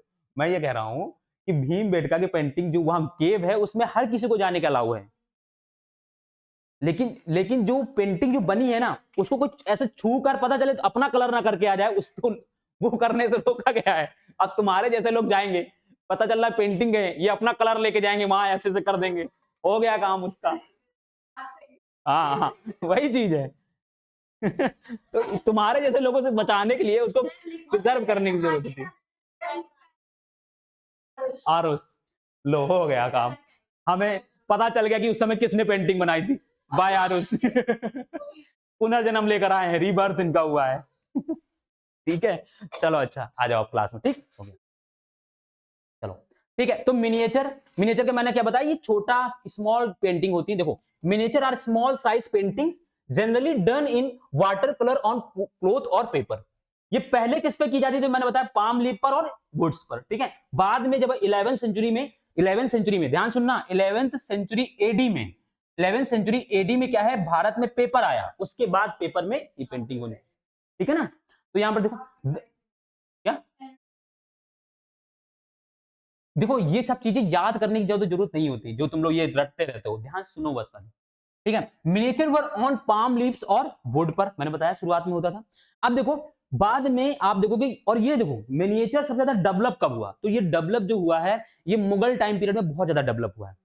देखो शुरुआती फेज में लोग ऐसा मानते थे कि मिनिएचर की शुरुआत इनका ये जो है शुरुआत कहां से हुआ है, तो ये मुगल एम्पायर से हुआ है मिनिएचर का। लेकिन बेसिकली अभी जो जल्दी सोर्स मिले हैं, जो अगर हम बात करें तो अभी पता चला है कि जो उस समय बंगाल के अंदर एक पाल डायनेस्टी हुआ करती थी, पाल डायनेस्टी आगे हम पढ़ेंगे अभी, ठीक है। पाल डायनेस्टी के यहाँ वहां पर भी कुछ मिनिएचर्स के क्या हमें कुछ हमें एविडेंस मिले हैं। तो अब हिस्ट्री अगर अगर सही और भी रिसोर्स मिल गए तो फिर क्या होगा, मिनिएचर की हिस्ट्री क्या हो जाएगी, 800 साल पीछे चली जाएगी, आप सोच लो। जैसे एक एग्जांपल देता हूं, जब तक 1921 में पहली बार क्या हुआ था, इंडस वैली सिविलाइजेशन ढूंढी गई, है ना, रखालदास बनर्जी के दयाराम साहनी के द्वारा, ठीक है। इससे पहले ऐसा माना जाता था कि भारतीयों का जो इतिहास है वो वैदिक कल्चर से शुरू होता है, वैदिक टाइम पीरियड जिसमें वैद धर्म और सब धर्म कितने। लेकिन जब इंडस वैली सिविलाइजेशन खोजी गई तो भारतीयों का इतिहास क्या है, 2000 साल पीछे चला गया, लगभग 3000 साल पीछे। तो इतना ज्यादा जरूरत होती, मतलब हिस्ट्री राइटिंग का, ये जब हम सोर्स ढूंढते रहते हैं, आज हमने एक डिपार्टमेंट क्यों बनाया, आर्कियोलॉजिकल सर्वे ऑफ इंडिया एक डिपार्टमेंट है जो सिर्फ यही ढूंढने का काम करता है, पुरानी चीजों को ढूंढने का ही काम करता है, ठीक है ना। समझ में आ गई बात। अब देखो यहां पर क्या है कि मुगल एम्पायर के टाइम पे ये बहुत ज्यादा डेवलप थी, जैसे इसमें अकबर, जहांगीर, शाहजहां, ये जो लोग थे इन्होंने इसको बहुत पैट्रोनाइज किया, बहुत संरक्षण दिया। हाँ मैंने बताया था ना, जहांगीर जो था वो खुद एक बहुत बड़ा पेंटर था, ठीक है, मैंने बताया था, वो पेंटिंग देखकर बता देता था कि वो किसने बनाई है, कब बनी है, ठीक है ना, इतना बड़ा पेंटर था। इस जैसे अकबर के यहाँ मैंने बताया था कि बहुत बड़े पेंटर थे, क्या नाम था, बसवना, मीर सैयद, ये दो बड़े पेंटर थे अकबर के टाइम पीरियड पे। जहांगीर के टाइम पर भी, ठीक है, उस्ताद मंसूर, ये बहुत बड़े पेंटर थे। तो इन लोगों के टाइम पे इन्होंने क्या है, बहुत बड़े बड़े जो मैनेजर के जो पेंटर्स थे उनको क्या है अपने यहाँ संरक्षण दिया, उनको क्या है उनको रखा, और बहुत सारी पेंटिंग्स भी बनवाते थे। जहांगीर के यहाँ तो बहुत सारे सैकड़ों होते थे, इसने फारस से, ईरान से बुलवाए थे पेंटर, सोचो, ठीक है ना, क्लियर बात ये।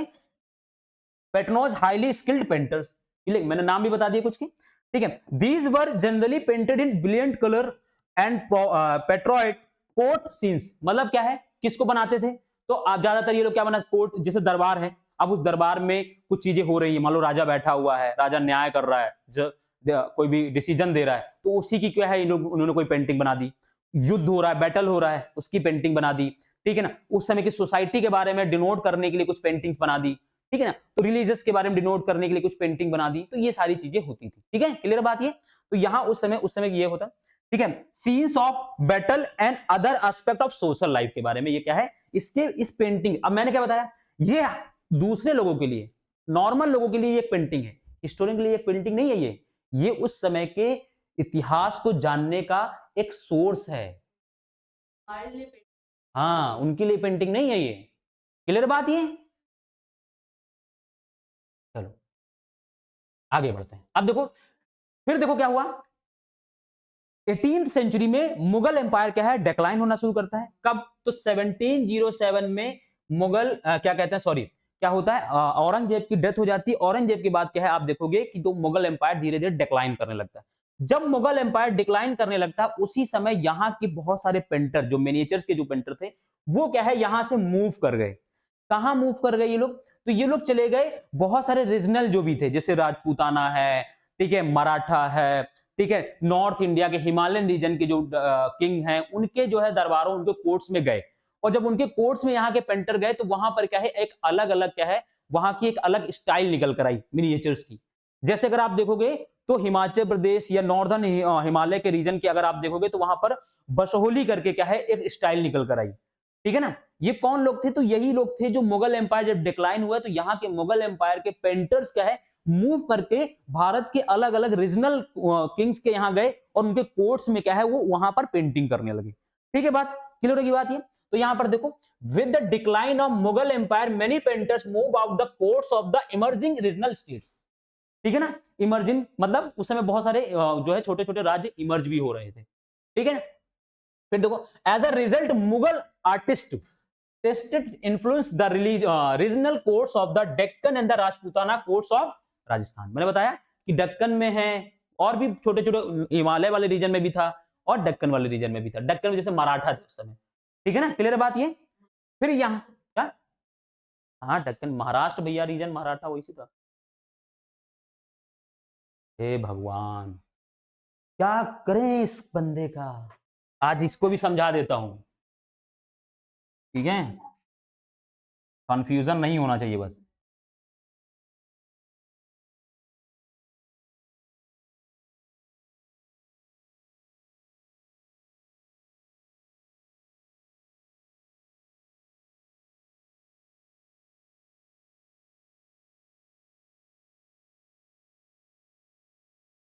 ये हमारा प्यारा भारत है, ठीक है ना। अब इस प्यारे भारत को देखो क्या है, जब आप हिस्ट्री पढ़ते हो तो एक तो नॉर्थ इंडिया का रीजन तो आप जानते हो, देखो ये रीजन जो है उसको बोलते हैं नॉर्दर्न इंडिया, ठीक है ना। इसको नॉर्थ वेस्ट फ्रंटियर बोलते हैं, जैसे यहां पर आप पंजाब वाला, वेस्टर्न राजस्थान वाला रीजन, ये रीजन जो है आपको नॉर्थ वेस्ट फ्रंटियर इसको बोलते हैं, ठीक है। इसको ईस्टर्न इंडिया बोलते हैं, ठीक है ना। इसके बाद यहां पर ध्यान सुनना, यहां पर एक रेंज है जिसका क्या नाम है, विंध्यन रेंज है, आगे आप पढ़ोगे विंध्यन रेंज है। विंध्यन से लेकर यहां पर एक रिवर है, ध्यान सुनना, यहां पर एक रिवर है जिसका नाम है कृष्णा रिवर, यहां पर, ठीक है। विंध्यन से लेकर कृष्णा रिवर के बीच का जो रीजन है इसको बोलते हैं डेक्कन रीजन, इसको बोलते हैं, इसके नीचे को बोलते हैं डीप साउथ।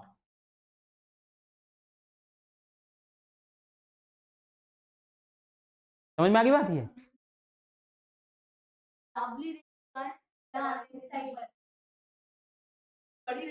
नहीं सबसे बड़ा तो इस समय हिमालय है, सबसे पुराना है ये जो अरावली जो रेंज है, देखो जो हिमालयस होते हैं वो तीन तरीके के माउंटेन, तीन तरीके के होते हैं, ब्लॉक और फोल्ड और वॉल्केनिक, ठीक है ना। कुछ वॉल्केनिक एक्टिविटी से बन जाते हैं, कुछ फोल्ड माउंटेन होते हैं और कुछ फोल्ड माउंटेन होते हैं।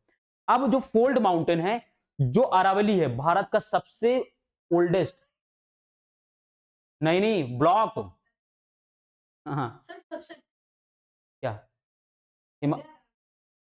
हाँ क्या, तो सब अच्छे हैं, सब अच्छे हैं।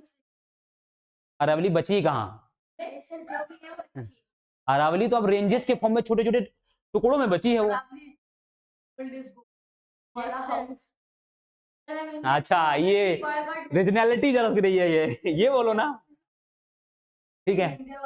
अरे पूरा भारत महान है, पूरे भारत में हर एक चीज अच्छी है, समझ, प्यारा भारत महान है, हाँ। नहीं नहीं नहीं वो गलत हो गया भावनाओं में ज्यादा बह गए हम लोग चलो आ जाओ, क्लियर है बात ये, तो अब समझ में आ जाएगा क्या होता है। अब कभी भूलोगे कि डीप साउथ क्या होता है, डेक्कन क्या होता है और नॉर्थ इंडिया, कभी शब्द लिखकर देखो, मीनिंग यही है, समझाने का पर्पज यही है कि जब कोई शब्द लिखा, वेस्ट इंडिया मैंने बताया, नॉर्थ वेस्ट फ्रंटियर बोलते दिया मैंने, नॉर्थ वेस्ट फ्रंटियर लिखा नहीं यहाँ पर, देखो ये हाँ वेस्ट, वेस्ट, देखो जैसे राजस्थान गुजरात ये वेस्टर्न पार्ट में आ जाएंगे, ठीक है, वेस्टर्न वाला, जैसे पंजाब है, और जैसे पहले आप पाकिस्तान होता था हमारे भारत में, सिंध वाला रीजन, इसको नॉर्थ वेस्ट फ्रंटियर बोला जाता था, जैसे हिस्ट्री की बुक में लिखा भी आता है कि नॉर्थ वेस्ट फ्रंटियर, तो आपको समझ में आना चाहिए क्या लिखा है, क्लियर बात ये, समझ में आ गया, दक्कन क्या होता है आप समझ में आ गया, चलो आता है एमपी का थोड़ा पार्ट नहीं, मालवा वाला रीजन दक्कन में आता है, पूरा नहीं याद, थोड़ा सा, अब तुम उसमें स्केल लेके नापोगे तो फिर नहीं हो पाएगा, बिल्कुल नहीं आ पाएगा समझ रहे हो, चलो इधर आ जाओ, अब देखो, they retained and develop their distinctive characteristics, यानी मतलब जो पेंटिंग थी, जो मिनिएचर था, उसमें क्या है, आपको जिस जगह पर जो पेंटर गए उसी जगह की चीजों को क्या करने लगे, ये बनाने लगे, और वहां पर क्या कुछ डिफरेंसेस आपको मुगल एम्पायर के मिनिएचर्स की और रीजनल जो मिनिएचर्स में जो लोग बना रहे थे पेंटिंग, उसमें क्या आपको डिफरेंसेस क्या है दिखने लगेंगी, लेकिन जो कलर है, जो जिस पे बना रहे हैं वो एक ही चीज है, लेकिन वहां पर चीजें अलग हो गई, जो वहां पर बनाने वाली चीजें क्या वो अलग हो गई, ठीक है ना। अब देखो बसोली एंड कांगड़ा स्कूल, अब देखो बसोली कैसे डेवलप हुआ, तो मैंने बताया कि जब मुगल एम्पायर डिक्लाइन हुआ तो डिक्लाइन होने के बाद बहुत सारे पेंटर मूव करके रीजनल जो भी इमर्जिंग जो भी स्टेट थे वहां पर गए। तो जब वहां पर गए उसी समय में बहुत सारे हिमालय वाले रीजन में गए। तो जब हिमालय रीजन में क्या थे वहां पर क्या है एक अलग क्या है उन्होंने एक अलग स्टाइल डेवलप कर ली पेंटिंग की, जिसको हम क्या कहते हैं बसोली, ठीक है ना, बसोली कहते हैं। और इसी तरीके से कांगड़ा, कांगड़ा स्कूल भी क्या है ये भी हिमाचल प्रदेश वाले रीजन में डेवलप हुआ है, ये भी वैसे ही डेवलप हुआ है। कांगड़ा बहुत इंपॉर्टेंट है, कांगड़ा इसलिए भी इंपॉर्टेंट है क्योंकि कांगड़ा ने क्या किया है अगर आप देखोगे तो यहां पर एक बुक लिखी गई कांगड़ा में, ठीक है, यहां पर एक जिनका नाम है भानुदत्त, और इन्होंने क्या है रस मंजरी नामक क्या है एक बुक लिखी है, ठीक है ना, क्लियर बात ये।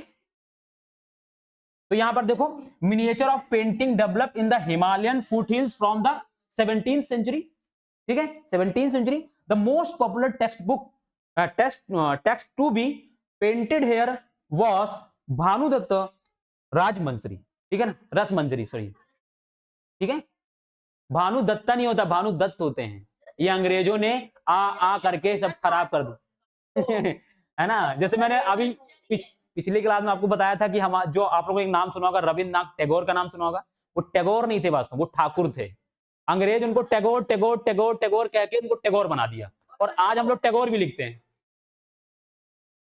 हाँ जगन्नाथ होता है, जगन्नाथा नहीं होता, जैसे मैंने आपको जगन्नाथ होता है, जगन्नाथा नहीं होता है, जगन्नाथा लिखा अनंत वर्मन तो अंग्रेज समझ रहे हो, तो अंग्रेजों की टंग जो है आ ज्यादा आता था उनमें, तो उन्होंने बोलना शुरू किया और हम लोग ने उनकी कॉपी कर ली, आगे बात समझ में ना। तो रसमंजरी, तो रविन्द्रनाथ ठाकुर जब हमारे टीचर हमको पढ़ा रहे थे ना तो उन्होंने बताया तो हमें भी लगा यार ये तो बहुत बड़ा अपराध करके गए हमारे लोगों के साथ में, ये लोग नाम ही बदल गए, ए ला देना, वो हम लोगों की गलती है ना भाई। आप सोचो जैसे अशोक है, उनका नाम अशोक है, अब अशोक के आगे तुमको ए लगाने की क्या जरूरत है, जैसे ऐसे भी तो हम लिख सकते हैं भाई, ऐसे भी तो पढ़ने को आ रहा है अशोक, अब उसमें ए लगा देते हैं अशोका।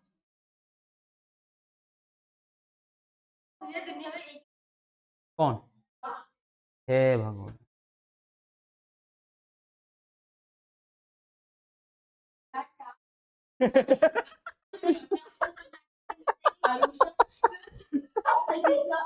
चलो अच्छा ठीक है, चलो ठीक ठीक हो गई, आ जाओ आ जाओ आ जाओ इधर बस, चलो ये देखो ये क्या है, ये कांगड़ा की पेंटिंग है, ठीक है, और कांगड़ा पेंटिंग में जो मैंने बता दिया कि स्पेशल बात क्या है, तो वो स्पेशल बात ये है कि कांगड़ा पेंटिंग में जो ज्यादातर पेंटिंग बनाई गई है वो कृष्ण भगवान की है, कृष्ण भगवान की अलग अलग जो चीजें लीलाएं वो कर रहे थे उस समय की वो पेंटिंग बनाई गई है। हाँ ये बात की टाइम पीरियड की है ना, डेवलप हो जाएंगी ना। हाँ हाँ ठीक है, क्लियर बात ये। तो देखो यहाँ पर जब वो गाय चराने गए हैं उस समय की पेंटिंग दिखा रहे हैं, है ना, बड़ी सुंदर है पेंटिंग। आ क्लोजर लुक बंगाल के बारे में समझेंगे, ध्यान सुनते चलना, स्टोरी है पूरी कुछ और नहीं है। देखो जैसे कि शुरुआत जब हमने इस चैप्टर की थी तो मैंने एक बात बताई थी कि जब भी किसी रीजन को या किसी व्यक्ति को पहचानना होता है तो हम उसकी लैंग्वेज से पहचानते हैं, अगर वो बंगाली बोल रहा है तो हम ये कहेंगे कि वो बंगाल का है, ठीक है ना, अगर वो गुजराती बोल रहा है तो हम ये कहेंगे वो गुजरात का है।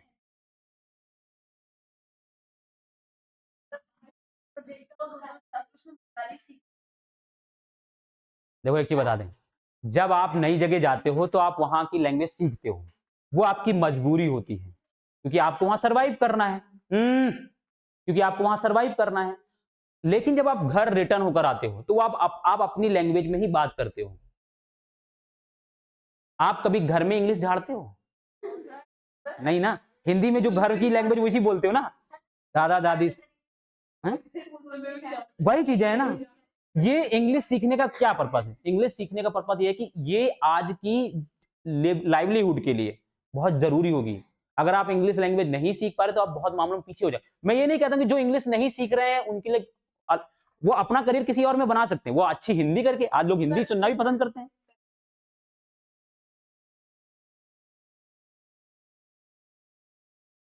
आप मुझे एक बात बताओ, आप सुनो, सुनो सुनो, आपको अगर मान लो फॉरेन कंट्री जाना है, आपको आईएफएस बना दिया जाए, ध्यान सुनो मेरी बात को, मैं जो बोल रहा हूँ, आपको आईएफएस बना दिया जाए, इंडियन फॉरेन सर्विस, फॉरेस्ट, चलो आईपीएस, ठीक है, आपको आईपीएस बना दिया गया और आपको बाद में रॉ में डाल दिया गया, और लो भाई आईपीएस तो यही होंगे, उनको बाहर हम भेज नहीं सकते।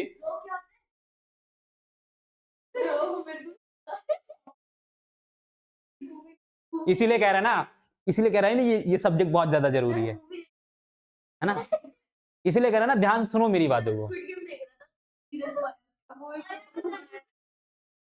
नेटफ्लिक्स से थोड़ी ना जरूरत होती, गूगल भी, गूगल बाबा फ्री मिलते हैं। रॉ रॉ एक एजेंसी है। हाँ हाँ, कुछ जो इंडिया के अगेंस्ट में कुछ एक्टिविटीज चल रही हो उनको समझ रहे हो। टेस्ट के लिए वो अलग था, वो अमेरिका। चलो ठीक है, अब बस आगे आ जाओ, अब छोड़ो, तुम लोग बाल की खाली क्यों। तो मैंने क्या कहा कि गुजराती बिहारी जैसे लोग बोलते हैं तो उससे हम पहचान लेते हैं कि वो बिहार या गुजरात से आया है। इसी तरीके से आज एक बंगाली बोलता है तो हम ये कहते हैं वो बंगाल से आया है। तो लेकिन एक बात ये समझना है कि बंगाली जो लैंग्वेज है वो ऐसा माना जाता है कि वो संस्कृत से निकलकर बनी है। हाँ, बंगाली, ठीक है, मतलब ये कहा जाता है कि जो बंगाली जो लैंग्वेज है वो संस्कृत से निकली हुई, उसका ओरिजिन जो है संस्कृत से हुआ है, ठीक है, ऐसा माना जाता है।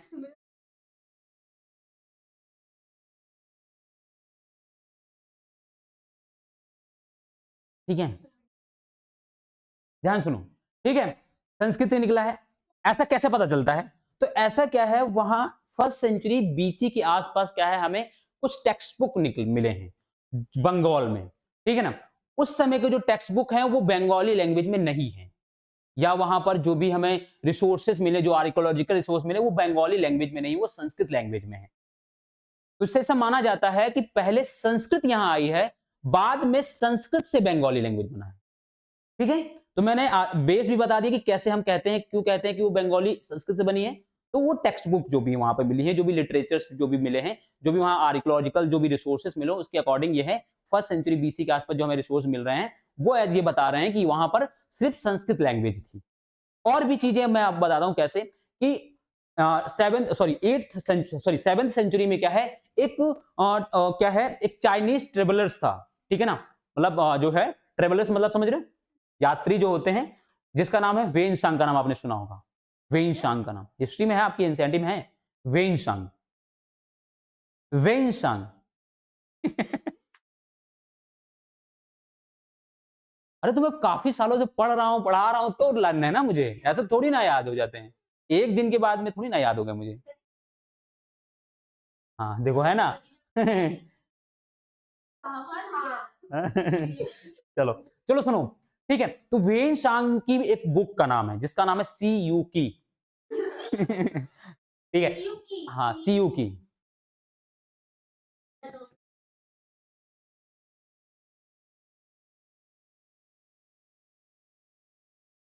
ठीक है, सी यू की ऐसे लिखा होता है, सॉरी,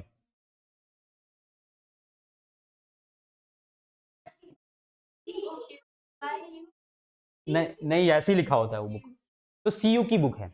इस बुक में उन्होंने क्या है बताया है कि उस समय जो है बंगाल में जो है वो आम लोग जो है, जो नॉर्मल जो लोग हैं वो संस्कृत लैंग्वेज बोलते थे।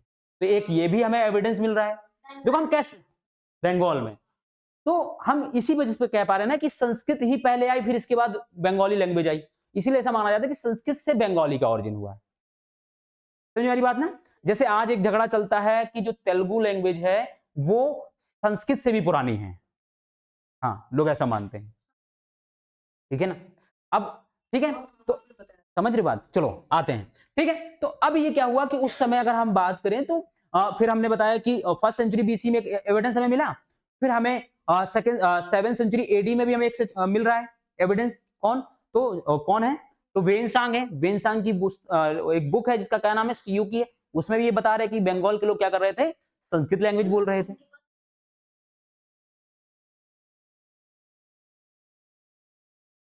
एविडेंस यही है कि वो ऐसा मानते हैं कि जो ध्यान सुनो, जो संस्कृत कल्चर है, जो वैदिक कल्चर है, वो बहुत बाद में क्या है, साउथ में गया है। उससे पहले भी वहाँ कम्युनिकेशन के लिए एक लैंग्वेज रही होगी जिसका नाम है तमिल। देखो, ये अभी मैं बताने लग जाऊँगा तो 1 घंटे लगेगा कम से कम, लेकिन नहीं बताऊँगा मैं। देखो कुछ रिस देखो, ये होता है, समझो, मैं थोड़ा-सा एक समझाता हूँ। मैंने आपसे क्या कहा? हर एक चीज़ को हम रिसोर्स को बेस बनाकर बनाते हैं।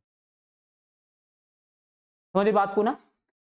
कि हम जब देखते हैं कि वहाँ पर क्या हमें कोई ऐसा इंस्क्रिप्शन मिला है, जो संस्कृत से पहले जो लैंग्वेज हो, उस लैंग्वेज में हमें लिखा हुआ मिल जाए? तो ऐसा कोई हमें नहीं मिला अभी तक, पहली बात।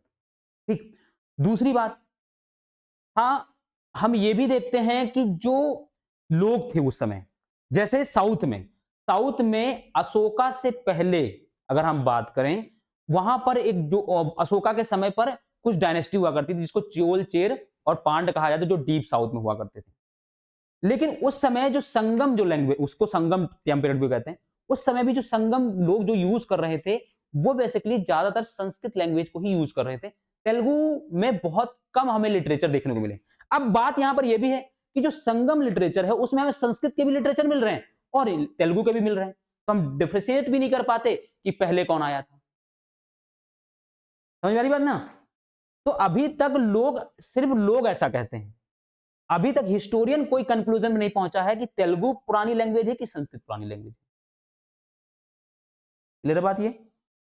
तो हर चीज ये होता है, हम भावनाओं में बहने से पहले हम रिसोर्स के ऊपर बात करें। ठीक है ना? हिस्टोरियन रिसोर्स के ऊपर बात करता है। क्यों?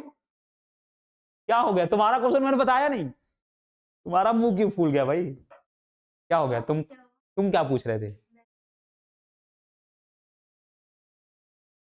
तो क्या हुआ आरुष? आरुष क्या हुआ फिर बताओ? कुछ तो हुआ है, तो कोई क्वेश्चन क्यों नहीं पूछोगे? अच्छा, नहीं नहीं, परेशान नहीं होता। देखो, मैं आपको एक चीज बताऊं, क्वेश्चन पूछते हो आपका ठीक है, आप अपनी बौद्धिक क्षमता के अकॉर्डिंग क्वेश्चन पूछते हो, लेकिन हर क्वेश्चन को मैं एंटरटेन करने लगूंगा ना, तो ये चैप्टर 10 दिन चलेगा। बात समझ रहे हो ना? समझ, अब आप देखो ना कि ये चैप्टर अगर कितना भी कोई खींच के पढ़ागा, 2 घंटे में पढ़ा खत्म कर देगा। और हमारा दो एक 1.5 घंटे की पिछली क्लास हो चुकी, 1 1.5 घंटे का भी हो चुकी होगी कम से कम। देखो कितनी मिनट की होगी, 1 घंटे 7 मिनट की हो चुकी है।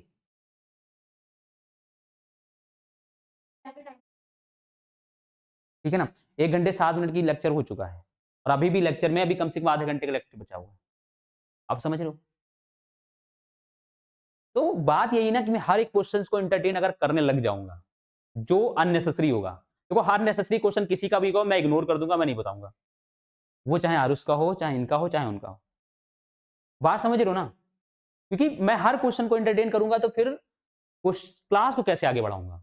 बात ये भी। और मैंने आपसे कहा कि मैं बताने को आपको हर एक क्वेश्चन, जितने आपको क्यूरियोसिटी जागती है, मैं सब बताता चलता हूँ, लेकिन बस वही बताऊंगा जो मुझे लगेगा कि हाँ, ये यहां पर जरूरी है। ठीक है ना? बाकी क्वेश्चन पूछने से मैं कभी मना नहीं करता, लेकिन मैं जब मैंने बोल दिया कि नहीं इसको बाद में हम पढ़ेंगे, तो फिर ये समझ लो कि बाद में ही सर बताएंगे कभी। ठीक है ना? बात समझ में आरुष? आरुष का मुंह फूल गया यार।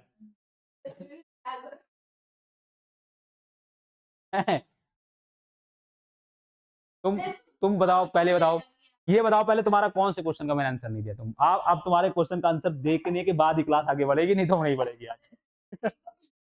अच्छा, एक कोहिनूर वाला, नहीं काफी, क्यों नहीं, कोहिनूर एक हीरा होता है, उसका नाम है कोहिनूर, हीरे का नाम कोहिनूर है, बस समझ लो। क्लियर बात हो गई? हो गई बात, कि नहीं समझ में आ गई कि नहीं आ गई? बोलो बताओ पहले, हाँ बोलो।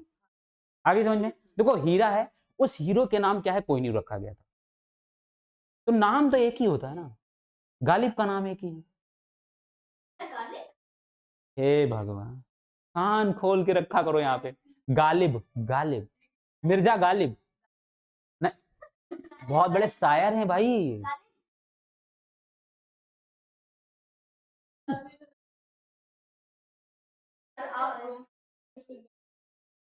चलो हट जाओ, छोड़ो, इधर आ जाओ, फिर सुनो। ध्यान सुनो। अब देखो मैंने क्या कहा कि फर्स्ट सेंचुरी बीसी के आसपास के हमें कुछ एविडेंस मिलते हैं जिससे ये पता चलता है कि बंगाल के रीजन में संस्कृत लैंग्वेज थी, ठीक है ना। इसके बाद मैंने आपसे बताया कि फोर्थ सेंचुरी बीसी के आसपास अगर आप देखोगे तो वहां पर अगर आप देखोगे तो वहां पर सॉरी मौर्य एम्पायर था। मौर्य एम्पायर के अंदर भी बंगाल का कुछ रीजन आता था, ठीक है ना। इसके बाद 4th सेंचुरी, ठीक है ना, 400 है ना एडी के आसपास अगर आप देखोगे तो यहां पर क्या है, यहां पर आपको देखोगे एक गुप्ता डायनेस्टी होती है। गुप्ता डायनेस्टी के लोगों ने क्या है बंगाल के बहुत बड़े रीजन पर कब्जा किया था, नॉर्थ बंगाल वाले रीजन पर, और वहां पर ब्राह्मण लोगों को सेटल्ड किया था, ब्राह्मण लोगों को बसाया था वहां पर, ठीक है ना। जैसे यहां पर गुप्ता डायनेस्टी के कुछ किंग का नाम मैं बता देता हूं। जैसे एक सबसे पहले जो किंग थे गुप्ता डायनेस्टी का नाम था श्रीगुप्त, उसके बाद आए हैं चंद्रगुप्त फर्स्ट, है ना। इसके बाद समुद्रगुप्त, फिर चंद्रगुप्त द्वितीय जिसको चंद्रगुप्त विक्रमादित्य बोलते हैं, ठीक है ना। गुप्त होते हैं, गुप्त हैं ये, गुप्ता वही चीज है ना। अंग्रेज हिस्टोरी लिखने में शुरुआत कौन लिख रहे, वेस्टर्न लोग लिख रहे थे और उन्होंने बस ऐसे ही लिखा, ठीक है ना। समझ में आ रही है। तो इन्होंने क्या किया कि फोर्थ आप देखोगे कि तो ड्यूरिंग द 14th सेंचुरी है ना, सॉरी 4th सेंचुरी, फिर क्या किया इन्होंने, Gupta rulers established political control over north control Bengal मैंने बताया, और इन्होंने क्या begin to settle Brahmanas in the area, this area. अब जब ब्राह्मण यहां गए तो उन्होंने, ब्राह्मण क्या बोलते थे, संस्कृत लैंग्वेज, लिटरेचर जो क्या थे सारे संस्कृत में थे। तो यहां धीरे धीरे क्या हुआ, संस्कृत क्या है फैलने लगी, ठीक है ना। इसके बाद मैंने आपको बताया कि वेनसांग, ये वेनसांग लिखा हुआ है, हाँ जुआंग जुआंग लिखा लेकिन वेनसांग है ये, ठीक है ना। उसकी स्पेलिंग वही है, वेनसांग नाम है, वो लिखा ऐसा ही जाता है भाई मेरे हैं?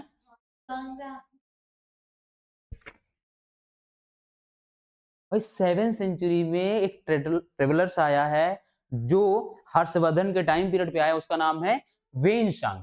उस वेनसांग ने एक पुस्तक लिखी, एक बुक लिखी जिसका नाम सियोकी। सियोकी में उसने क्या किया, भारत के बारे में और भारत के जो लोगों के बारे में बताया उसने, और उसी में ये भी बताता है कि बंगाल में उस समय क्या थे, सभी लोग क्या संस्कृत लैंग्वेज बोलते थे। ज्वाइनजांग नाम का कोई ट्रेवल्स भारत में आया ही नहीं है।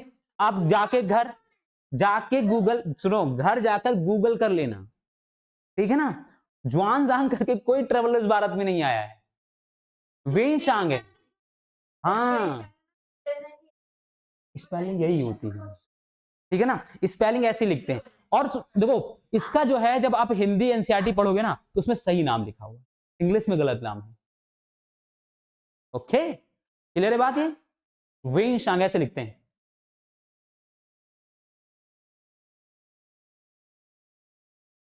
और ये हर्षवर्धन के टाइम पीरियड में भारत में आए थे, जब भारत में हर्षवर्धन शासन कर रहे थे, रूल कर रहे थे नॉर्थ इंडिया में, जब आए थे, ठीक है ना। क्लियर बात ये जाके अगर कोई बोले तो उसको सही करा लेना, ठीक है ना।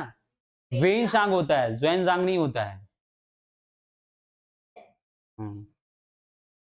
मानेगी, गूगल सर्च कर, गूगल करवाना ना, बोला 7th सेंचुरी में आप सर्च करो, डालो आप वेनसांग, वेनसांग जब आप डालोगे ना तो उसमें आता है 7th सेंचुरी में आया है वो भारत में ट्रेवलर्स, चीनी ट्रेवलर्स है ये, ठीक है ना। चाइनीज इसमें लिखा भी तो है, देखो यहाँ पर लिखा भी होगा, in the 7th century the Chinese travellers, देखो लिखा है ना, वही आया था और कोई नहीं आया था भाई। इसके बाद इत्सिंग आए थे चाइनीज, इत्सिंग इत्सिंग वो एक बात बताओ, भारत की सुनो, हाँ मेरी बात सुनो, भारत में हम लोग रहते हैं तो हमारी लैंग्वेज जैसी है, टंग जैसी है, तो हम लोग राहुल पाहुल जैसे जैसे नाम लिख लेते हैं, ठीक है, सुनील उनील जैसे नाम हो गए, आरोस अर्नव, ठीक है ना। अब वो लोग वैसा बोलते हैं चिंग जुंग करके थोड़ा सा, है ना, जैसे चम्मच गिरा दो तो आवाज आती है चिंग सी, वैसे है, ठीक है। तो वो लोग वैसा ही नाम रखते हैं चाइनीज, तो मैं जैसे देखो मैंने एक दिन बताया था कि भारत में माउंटेन का नाम है हिमालय, नेपाल में उन्होंने चुरिया मुरिया रख दिया है।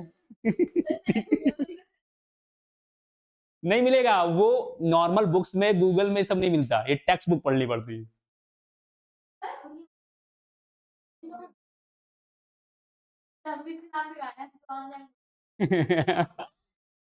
हाँ तुम लोग बिगाड़ दो, लेकिन याद रखना वेनसांग आया था, ठीक है ना।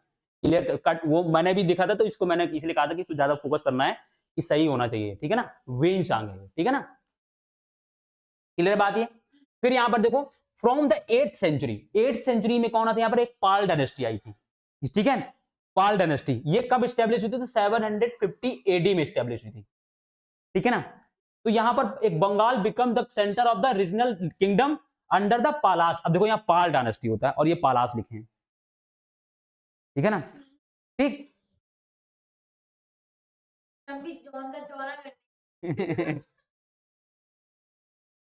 ठीक है। फिर इसके बाद देखो ये यहां पर हो गया, यहां पर क्या है, बंगाल में ये एक डायनेस्टी निकल कर आई। इसके बाद क्या होता है, मुगल एम्पायर आता है। मुगल एम्पायर आपको पता है 1526 एडी में स्टैब्लिश हुआ भारत में। इसके बाद क्या है, अकबर जब शासन करता तो अकबर ने क्या किया था, 1586 एडी में क्या किया था, बंगाल पर आक्रमण किया था और उसको अपने कंट्रोल में ले लिया। और जब उसको अपने कंट्रोल में लिया तो उसको अपना एक सूबा, सूबा का मतलब क्या होता है, प्रांत होता है, प्रोविजंस कह सकते हो। जैसे आज भारत एक कंट्री है, भारत के अंदर अलग अलग स्टेट हैं, ऐसे ही मुगल एक एम्पायर था, मुगल एम्पायर के अंदर जो स्टेट कह सकते हो उसको सूबा कह सकते हो। अब बात समझ में आ गई। आज जैसे भारत एक कंट्री है, उसके अंदर अलग अलग स्टेट हैं, ठीक है, ऐसे उस समय मुगल एक एम्पायर हुआ करता था, उस एम्पायर के अंदर सूबा होता था। सूबा कह सकते हो, उसका एक प्रोविजंस है, एक एरिया है, ठीक है ना, वहां पर। और जो सूबे के अंदर जो हेड होता था उसको सूबेदार बोलते थे, ठीक है ना। समझ क्लियर है बात ये। तो इन्होंने क्या किया, इन्होंने वहां पर क्या है, कंट्रोल में किया। कंट्रोल करने के बाद यहां जो अकबर थे या मुगल एम्पायर थी, मुगल एम्पायर की जो ऑफिशियल लैंग्वेज थी, जो काम करने वाली जो लैंग्वेज थी, वो फारसी लैंग्वेज थी, ठीक है ना।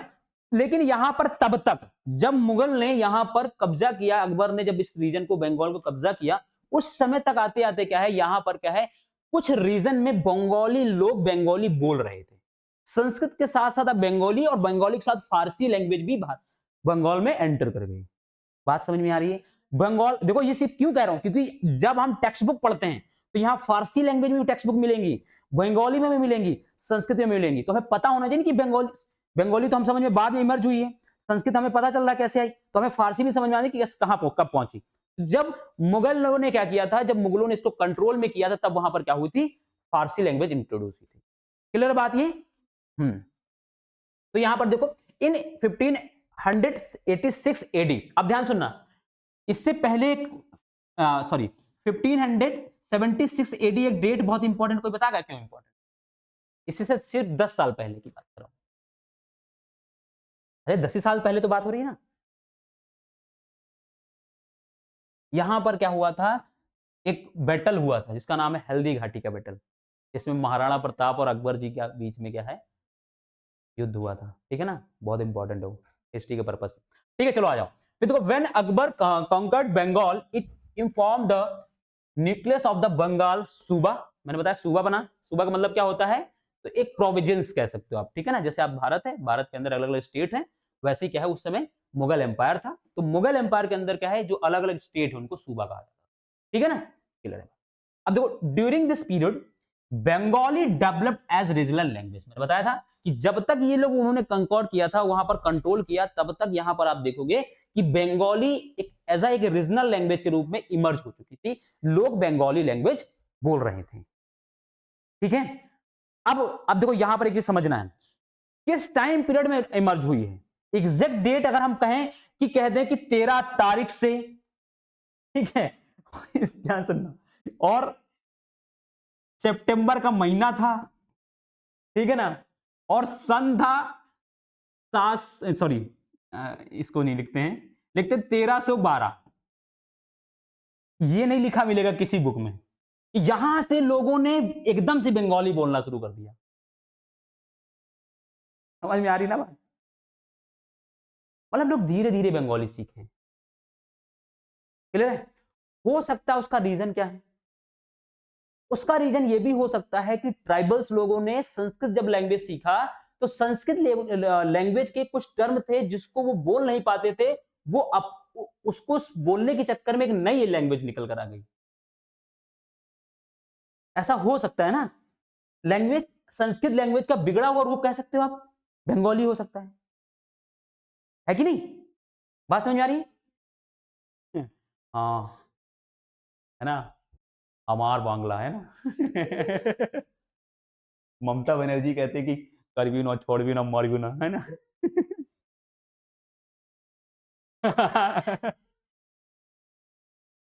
रसगुल्लो खा लो है। रसगुल्लो, हाँ रसगुल्लो। क्या क्या? चलो अच्छा, ठीक है, आ जाओ इधर। आरुष का मुंह फूला हुआ है यार, आरुष अच्छा नहीं लग रहा भाई। चॉकलेट, चॉकलेट खिला देंगे, चलो बाहर।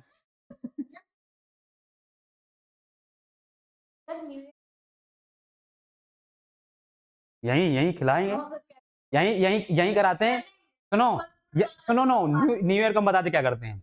यहाँ पर एक एक हम मैं दे देता हूँ एक कोई टॉपिक, सब लोग पढ़कर आओ, 2 टीम बना देंगे, करो क्वेश्चन आंसर। मैं पिछले शेड्यूल में यही करता था।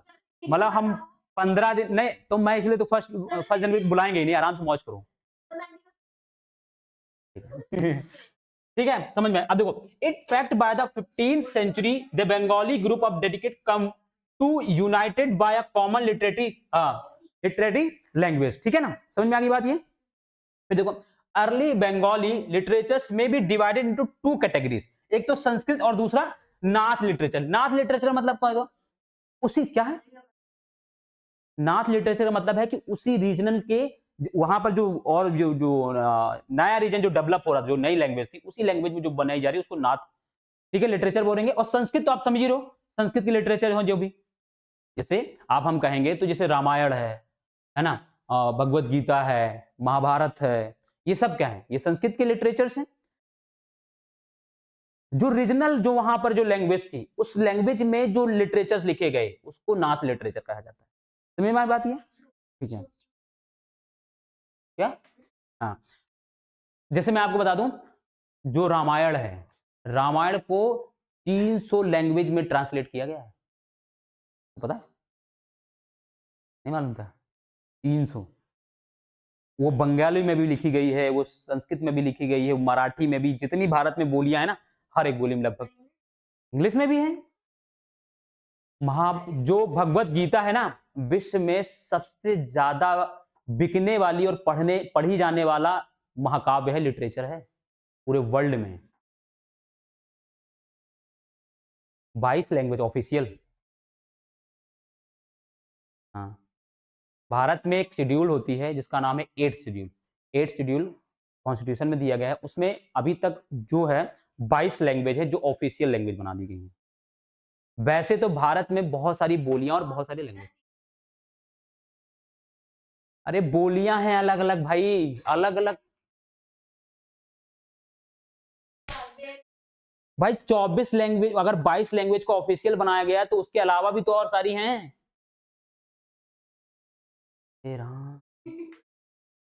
कहाँ जाओगे यार उस इतनी बुद्धि लेकर। चलो आगे बढ़े, यहां तक क्लियर हो गई। सब लोग बैग तैयार करने पर लगे हुए हो। अब देखो, पीर्स एंड टेम्पल्स की बात करते हैं, ध्यान सुनो।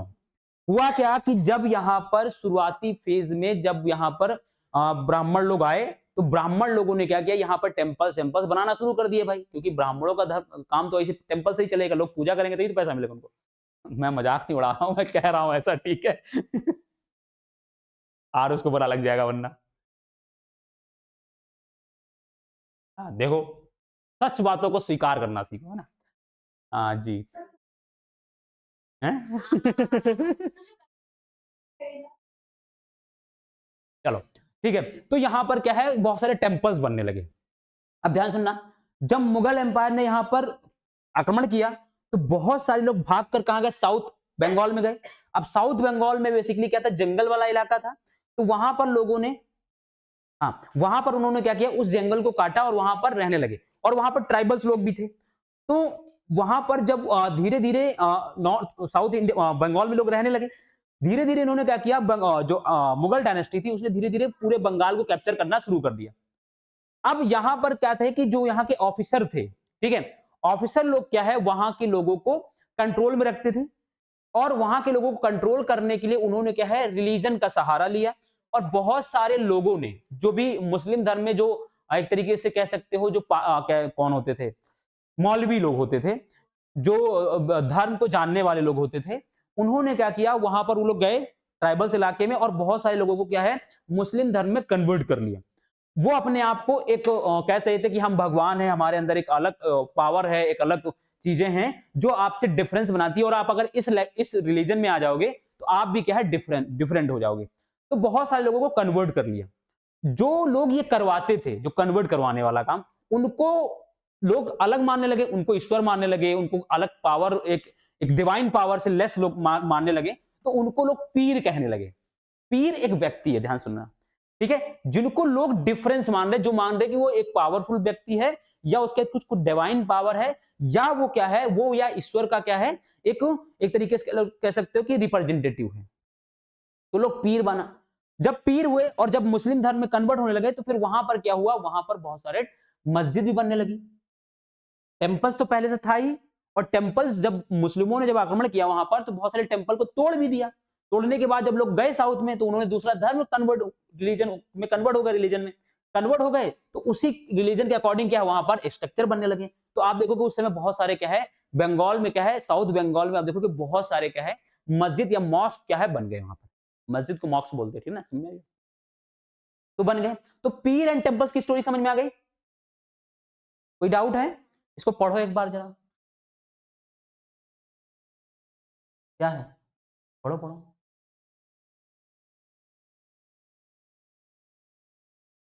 हम्म,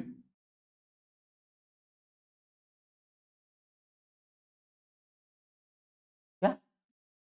अभी बता रहे हैं, चलो और आगे बढ़ो, बता रहे हैं अभी, ठीक है, मार्सी एरिया, ठीक।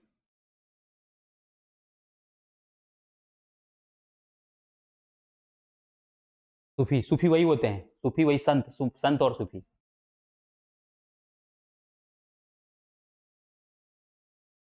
वो भी बता देंगे, चलो। एक ये हो गया, एक क्या है, कहां पर है ये सूफी, ये है सूफी संत, और ये मार्सी एरिया। चलो 3 एरिया हो गया, और बताओ। पहले पढ़ लो, फिर मैं तीनों को एक्सप्लेन कर दूंगा, ठीक है? हो गया ना? बातें जो मैंने समझाई थी वो तो समझ में आ गई, वही चीजें लिखी हुई है, अब मतलब समझा देते हैं।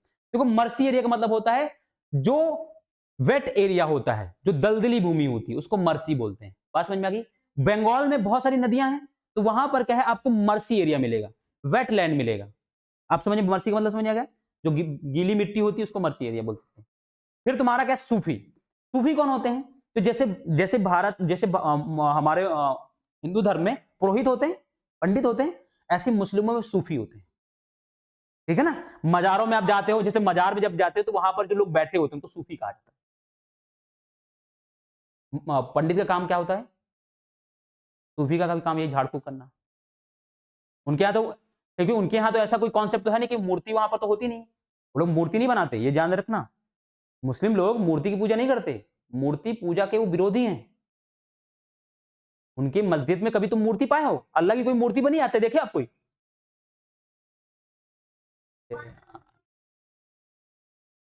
हाँ, वो कहते हैं कि ईश्वर क्या है, निराकार है, मतलब उसका कोई आकार नहीं है।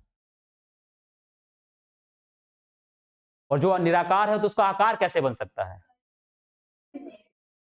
ए यार, हम्म, वो अल्लाह नहीं है, वो मोहम्मद पैगंबर हैं।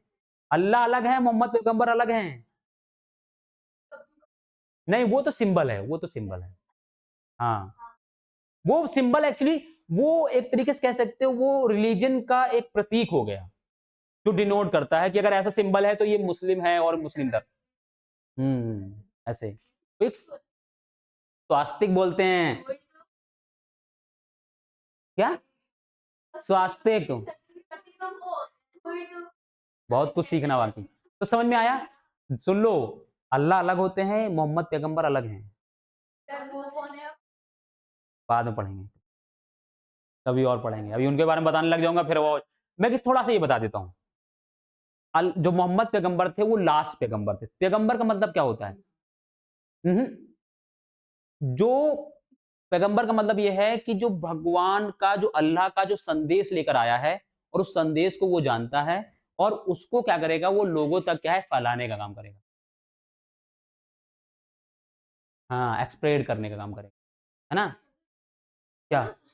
फॉरेनर्स का मतलब ये होता है कि जो लोगों ने वहां पर, जैसे अंग्रेज गए, सॉरी मुगल यहां पर गए, तो मुगलों ने क्या किया, वहां पर कब्जा कर लिया, उसको अपना कॉलोनी बना लिया ना। और जो कॉलोनी बनाया उसके अंदर रहने वाले लोग कौन हो गए? इतने आसान टर्म होते हैं, ठीक है, क्लियर बात ये।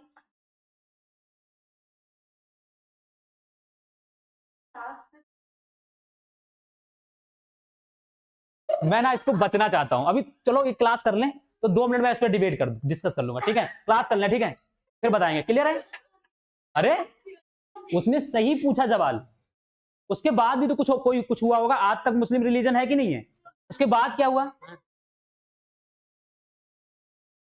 अल्लाह की वो एक तरीके से कह लो, वो एक तरीके से कह लो तो कह सकते हो दूत है, एक दूत समझते हो, वही है अल्लाह का दूत, एक तरीके से जो अल्लाह की कही गई बातों को इस पृथ्वी पर क्या है फैलाने के लिए आया है। देखो मैं तुमको बता दूं, अभी आरुष, अभी तुम गुस्से में बैठे हुए थे, अभी मैं फिर तुम्हारे बारे में कुछ बोल दूंगा तो तुमको फिर गुस्सा लग जाएगी, ठीक है ना।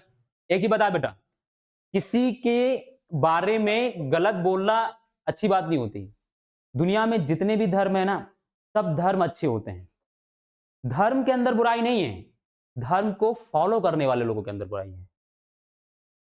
हाँ, जैसे मुस्लिम, जैसे हिंदू धर्म है, हिंदू धर्म में भी तो बहुत सारे लोग ऐसे हैं जो बातें हिंदू धर्म के बारे में बहुत बड़ी बड़ी करेंगे, लेकिन खुद से कह दो करने की तो नहीं करेंगे। अगर आप भगवत गीता पढ़ो, अगर आप कुरान पढ़ो, अगर आप बाइबल पढ़ो, तो सब में बातें सिर्फ अच्छी ही कही गई हैं, लेकिन जब लोग उसको इंटरप्रिटेट करते हैं, जब उसको पढ़ते हैं, तो वो अपने अकॉर्डिंग चीजों को चेंज करके और अपने अकॉर्डिंग उसको एनालिसिस करके क्या है लोगों को बताते हैं, और वहां से बातें बिगड़ जाती हैं, ठीक है ना। जैसे मैंने आपको बताया था कि यहां पर क्या होता है, छोड़ो आगे बढ़ते हैं। From the 15th century onward temple construction started on a large scale. मैंने बताया था कि जब मुगल यहां पर आते हैं या दिल्ली सल्तनत के लोग जब यहां आते हैं तो इन्होंने क्या है बहुत सारे टेम्पल्स को क्या है जलाया। जैसे एक सबसे बड़ा मैं आपको बता दूं कि भारत में एक यूनिवर्सिटी हुआ करती थी जिसका नाम था नालंदा यूनिवर्सिटी, आपने नाम सुना होगा। नालंदा यूनिवर्सिटी जो है 1203 एडी में, 1203 एडी में क्या है, यहां पर एक बख्तियार खिलजी आया था, बख्तियार खिलजी ने क्या किया, पूरे नालंदा विश्वविद्यालय को जला दिया, यूनिवर्सिटी को जला दिया। और ऐसा कहा जाता है कि इस यूनिवर्सिटी में इतनी बुक्स थी कि ये यूनिवर्सिटी जो है 6 महीने तक जलती रही, 6 महीने तक, ऐसा लोग कहते हैं, ठीक है ना। लेकिन एक चीज ये सत्य है तो ये जब यूनिवर्सिटी जो थी ना, उस समय की दुनिया की सबसे बड़ी यूनिवर्सिटी थी। यहां पर दुनिया के दूसरे दूसरे देशों से लोग पढ़ने आते थे, यहां पर 10,000 लोग पढ़ते थे उस समय, और ज्यादातर कौन होते थे, चीनी लोग होते थे या अदर कंट्री के लोग होते थे। आग आग कोई तुम्हारे घर में या किसी के कपड़े में आग नहीं लगी थी, पूरा महल जला दिया गया था। उस समय ये फायर ब्रिगेड वाली गाड़ी नहीं आती थी, वो पानी बुझाने वाली। और एक आक्रमणकारी, एक इन्वेजन ने जलाया है, कौन, जो जिसकी सत्ता वहां पर कब्जा होने वाली है। अरे तो उसी से तो लड़ रहा है वो, सब डर के भाग रहे हैं इधर उधर। उस समय का जो राजा था, जो लक्ष्मण सेन के वंशज थे, वो छोड़कर बंगाल छोड़कर भाग गए थे। आप सोचो लड़ेंगे किससे, कौन लड़ेगा उनसे, कोई लड़ना ही नहीं चाह रहा है, तो भाई वो जो चाहे वो करेंगे। उन्होंने जलाया, बहुत कुछ जलाया, उन्होंने टेम्पल जलाए होंगे। भाई छोटी सी सेना लेकर क्या करूं, मरने जाना है, भाग गए छोड़ के, राजा ही अपना राज्य ही छोड़ के भाग गए, आराम से उन्होंने कब्जा कर लिया। समझ में आ रही बात ये। अब फिश एंड फूड की बात करेंगे। देखो फिश एंड फूड को कैसे समझोगे भाई, देखो एक तो वो जो रीजन है बंगाल वाला, वहां पर बहुत सारी नदियां हैं, नदियां हैं तो उसके अंदर ही मछली रहेंगी, और नदियां होने के साथ साथ क्या है, राइस कल्टीवेशन का रीजन भी बहुत अच्छा, वहां पर एलुवियल सॉइल मिलती है, और राइस को कल्टीवेट करने के लिए क्या है, 100 सेंटीमीटर से ज्यादा रेनफॉल वाला रीजन होना चाहिए, और बंगाल क्या है 100 सेंटीमीटर से ज्यादा वाला रेनफॉल वाला रीजन है, तो वहां पर राइस का कल्टीवेशन भी बहुत ज्यादा होता है, और वहां के लिए जो सॉइल चाहिए वो भी मिल रही है। दूसरा, बहुत ज्यादा नदियां हैं तो वहां फिशेस बहुत ज्यादा हैं, तो इसीलिए वहां पर क्या है, एक नया कल्चर डेवलप हुआ जिसमें वो लोग क्या करते हैं, फिश और राइस खाते हैं। शुरुआती फेज में क्या था कि यहाँ के जो ब्राह्मण होते थे, जो लोग होते थे, वो लोग क्या है, वो फिश नहीं खाते थे। क्यों नहीं खाते थे, क्योंकि ब्राह्मणों को मांस खाना एक तरीके से कह लो कि वर्जित था, वो समिस होते थे। समिस का मतलब, समिस का मतलब होता है जो मांस नहीं खाने वाला, अमिस का मतलब होता है मांस खाने वाला। हिंदी में आपने पढ़ा होगा ना उसमें, हाँ, ठीक है, शाकाहारी। तो वो लोग नहीं खाते थे। लेकिन यहीं पर एक लिटरेचर मिली है, एक बुक मिली है जिसका नाम बुद्धिम, ठीक है ना? उसमें बाद में, क्योंकि यहाँ पर बंगाल में मच्छी और भात इसको बोला जाता है, मच्छी भात बोला जाता है। मच्छी भात बहुत फेमस था। तो बाद में ब्राह्मणों को भी मच्छी भात खाने की आज्ञा दे दी गई और बाद में ब्राह्मण लोग भी यहाँ पर खाते हैं। और मैं आपको बता दूं, यहाँ पर कोई भी पूजा हो, कोई भी पूजा हो, बिना मछली के भोज के चढ़ाए पूजा कंप्लीट नहीं होती। यहाँ पर दुर्गा का जो चीज दिखाया गया है वो मछली के रूप में दिखाया गया, जो दुर्गा पूजा होती है उसमें मछली का भोज सबसे बड़ा भोज होता है। तो यहाँ पर फिश और राइस बहुत इंपॉर्टेंट। उसका रीजन भी है क्योंकि वहां पर वही कल्टीवेट हो रहे हैं, फिश आसानी से मिल जा रही है। राइस कल्टीवेशन के लिए वो आइडियल कंडीशन वहां पर है, क्योंकि राइस कल्टीवेशन के लिए क्या है, बहुत ज्यादा पानी चाहिए, बहुत ज्यादा पानी चाहिए, तो पानी वहां पर है। एलुवियल सॉइल चाहिए, तो वहां पर सॉइल, क्योंकि डेल्टा वाला रीजन है, तो वहां पर क्या है, राइस प्रोडक्शन बहुत अच्छा होता है। इसी वजह से वहां पर ये सारी चीजें हो रही है, ठीक है ना? वहां का खान पान और वहां की कल्चर, किसी भी रीजन का खान पान कल्चर जो डेवलप होता है वो वहां के क्लाइमेटिक कंडीशन के अकॉर्डिंग होता है। जम्मू कश्मीर में आप राइस नहीं कल्टीवेट कर पाओगे, तो वहां पर जम्मू कश्मीर वाला कल्चर डेवलप नहीं, सॉरी, बंगाल वाला कल्चर वहां जम्मू कश्मीर डेवलप नहीं होगा। तो जो क्लाइमेटिक कंडीशन होता है उसके अकॉर्डिंग क्या वहां का कल्चर डेवलप होता है। अब उस कल्चर में पहनावा भी आता है, खान पान भी आता है और सारी चीजें आती है, ठीक है ना? एक टास्क मैं आपको देता हूं, सिविलाइजेशन और संस्कृताइजेशन में क्या, सॉरी, सभ्यता और संस्कृति में क्या अंतर होता है, मतलब सिविलाइजेशन या सिविलाइजेशन और कल्चर में क्या डिफरेंस होता है, ये पता करके आना।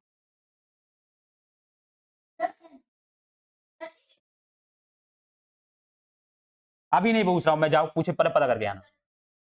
और कल्चर, नहीं नहीं, बस जानना है, लिखना, लिख के लेके आप आओ, लिख के लेके ना, और या तो जान के आना, मुझे बताना है आपको लोग को, ठीक है? चलो, हाँ हाँ, दिखा दे रहे हैं। बस ऐसे नॉर्मली, ऐसे मैंने बोला है कि आप जान कराओ, क्योंकि ये दोनों टर्म होते हैं, कल्चर और सिविलाइजेशन, दोनों ही टर्म होते हैं। इन दोनों ही टर्म के बारे में आपको जान के आना, इनमें डिफरेंस क्या है ये सबसे बड़ा जानना, ठीक है ना? चलो, थैंक, कल्चर, ठीक है, थैंक यू।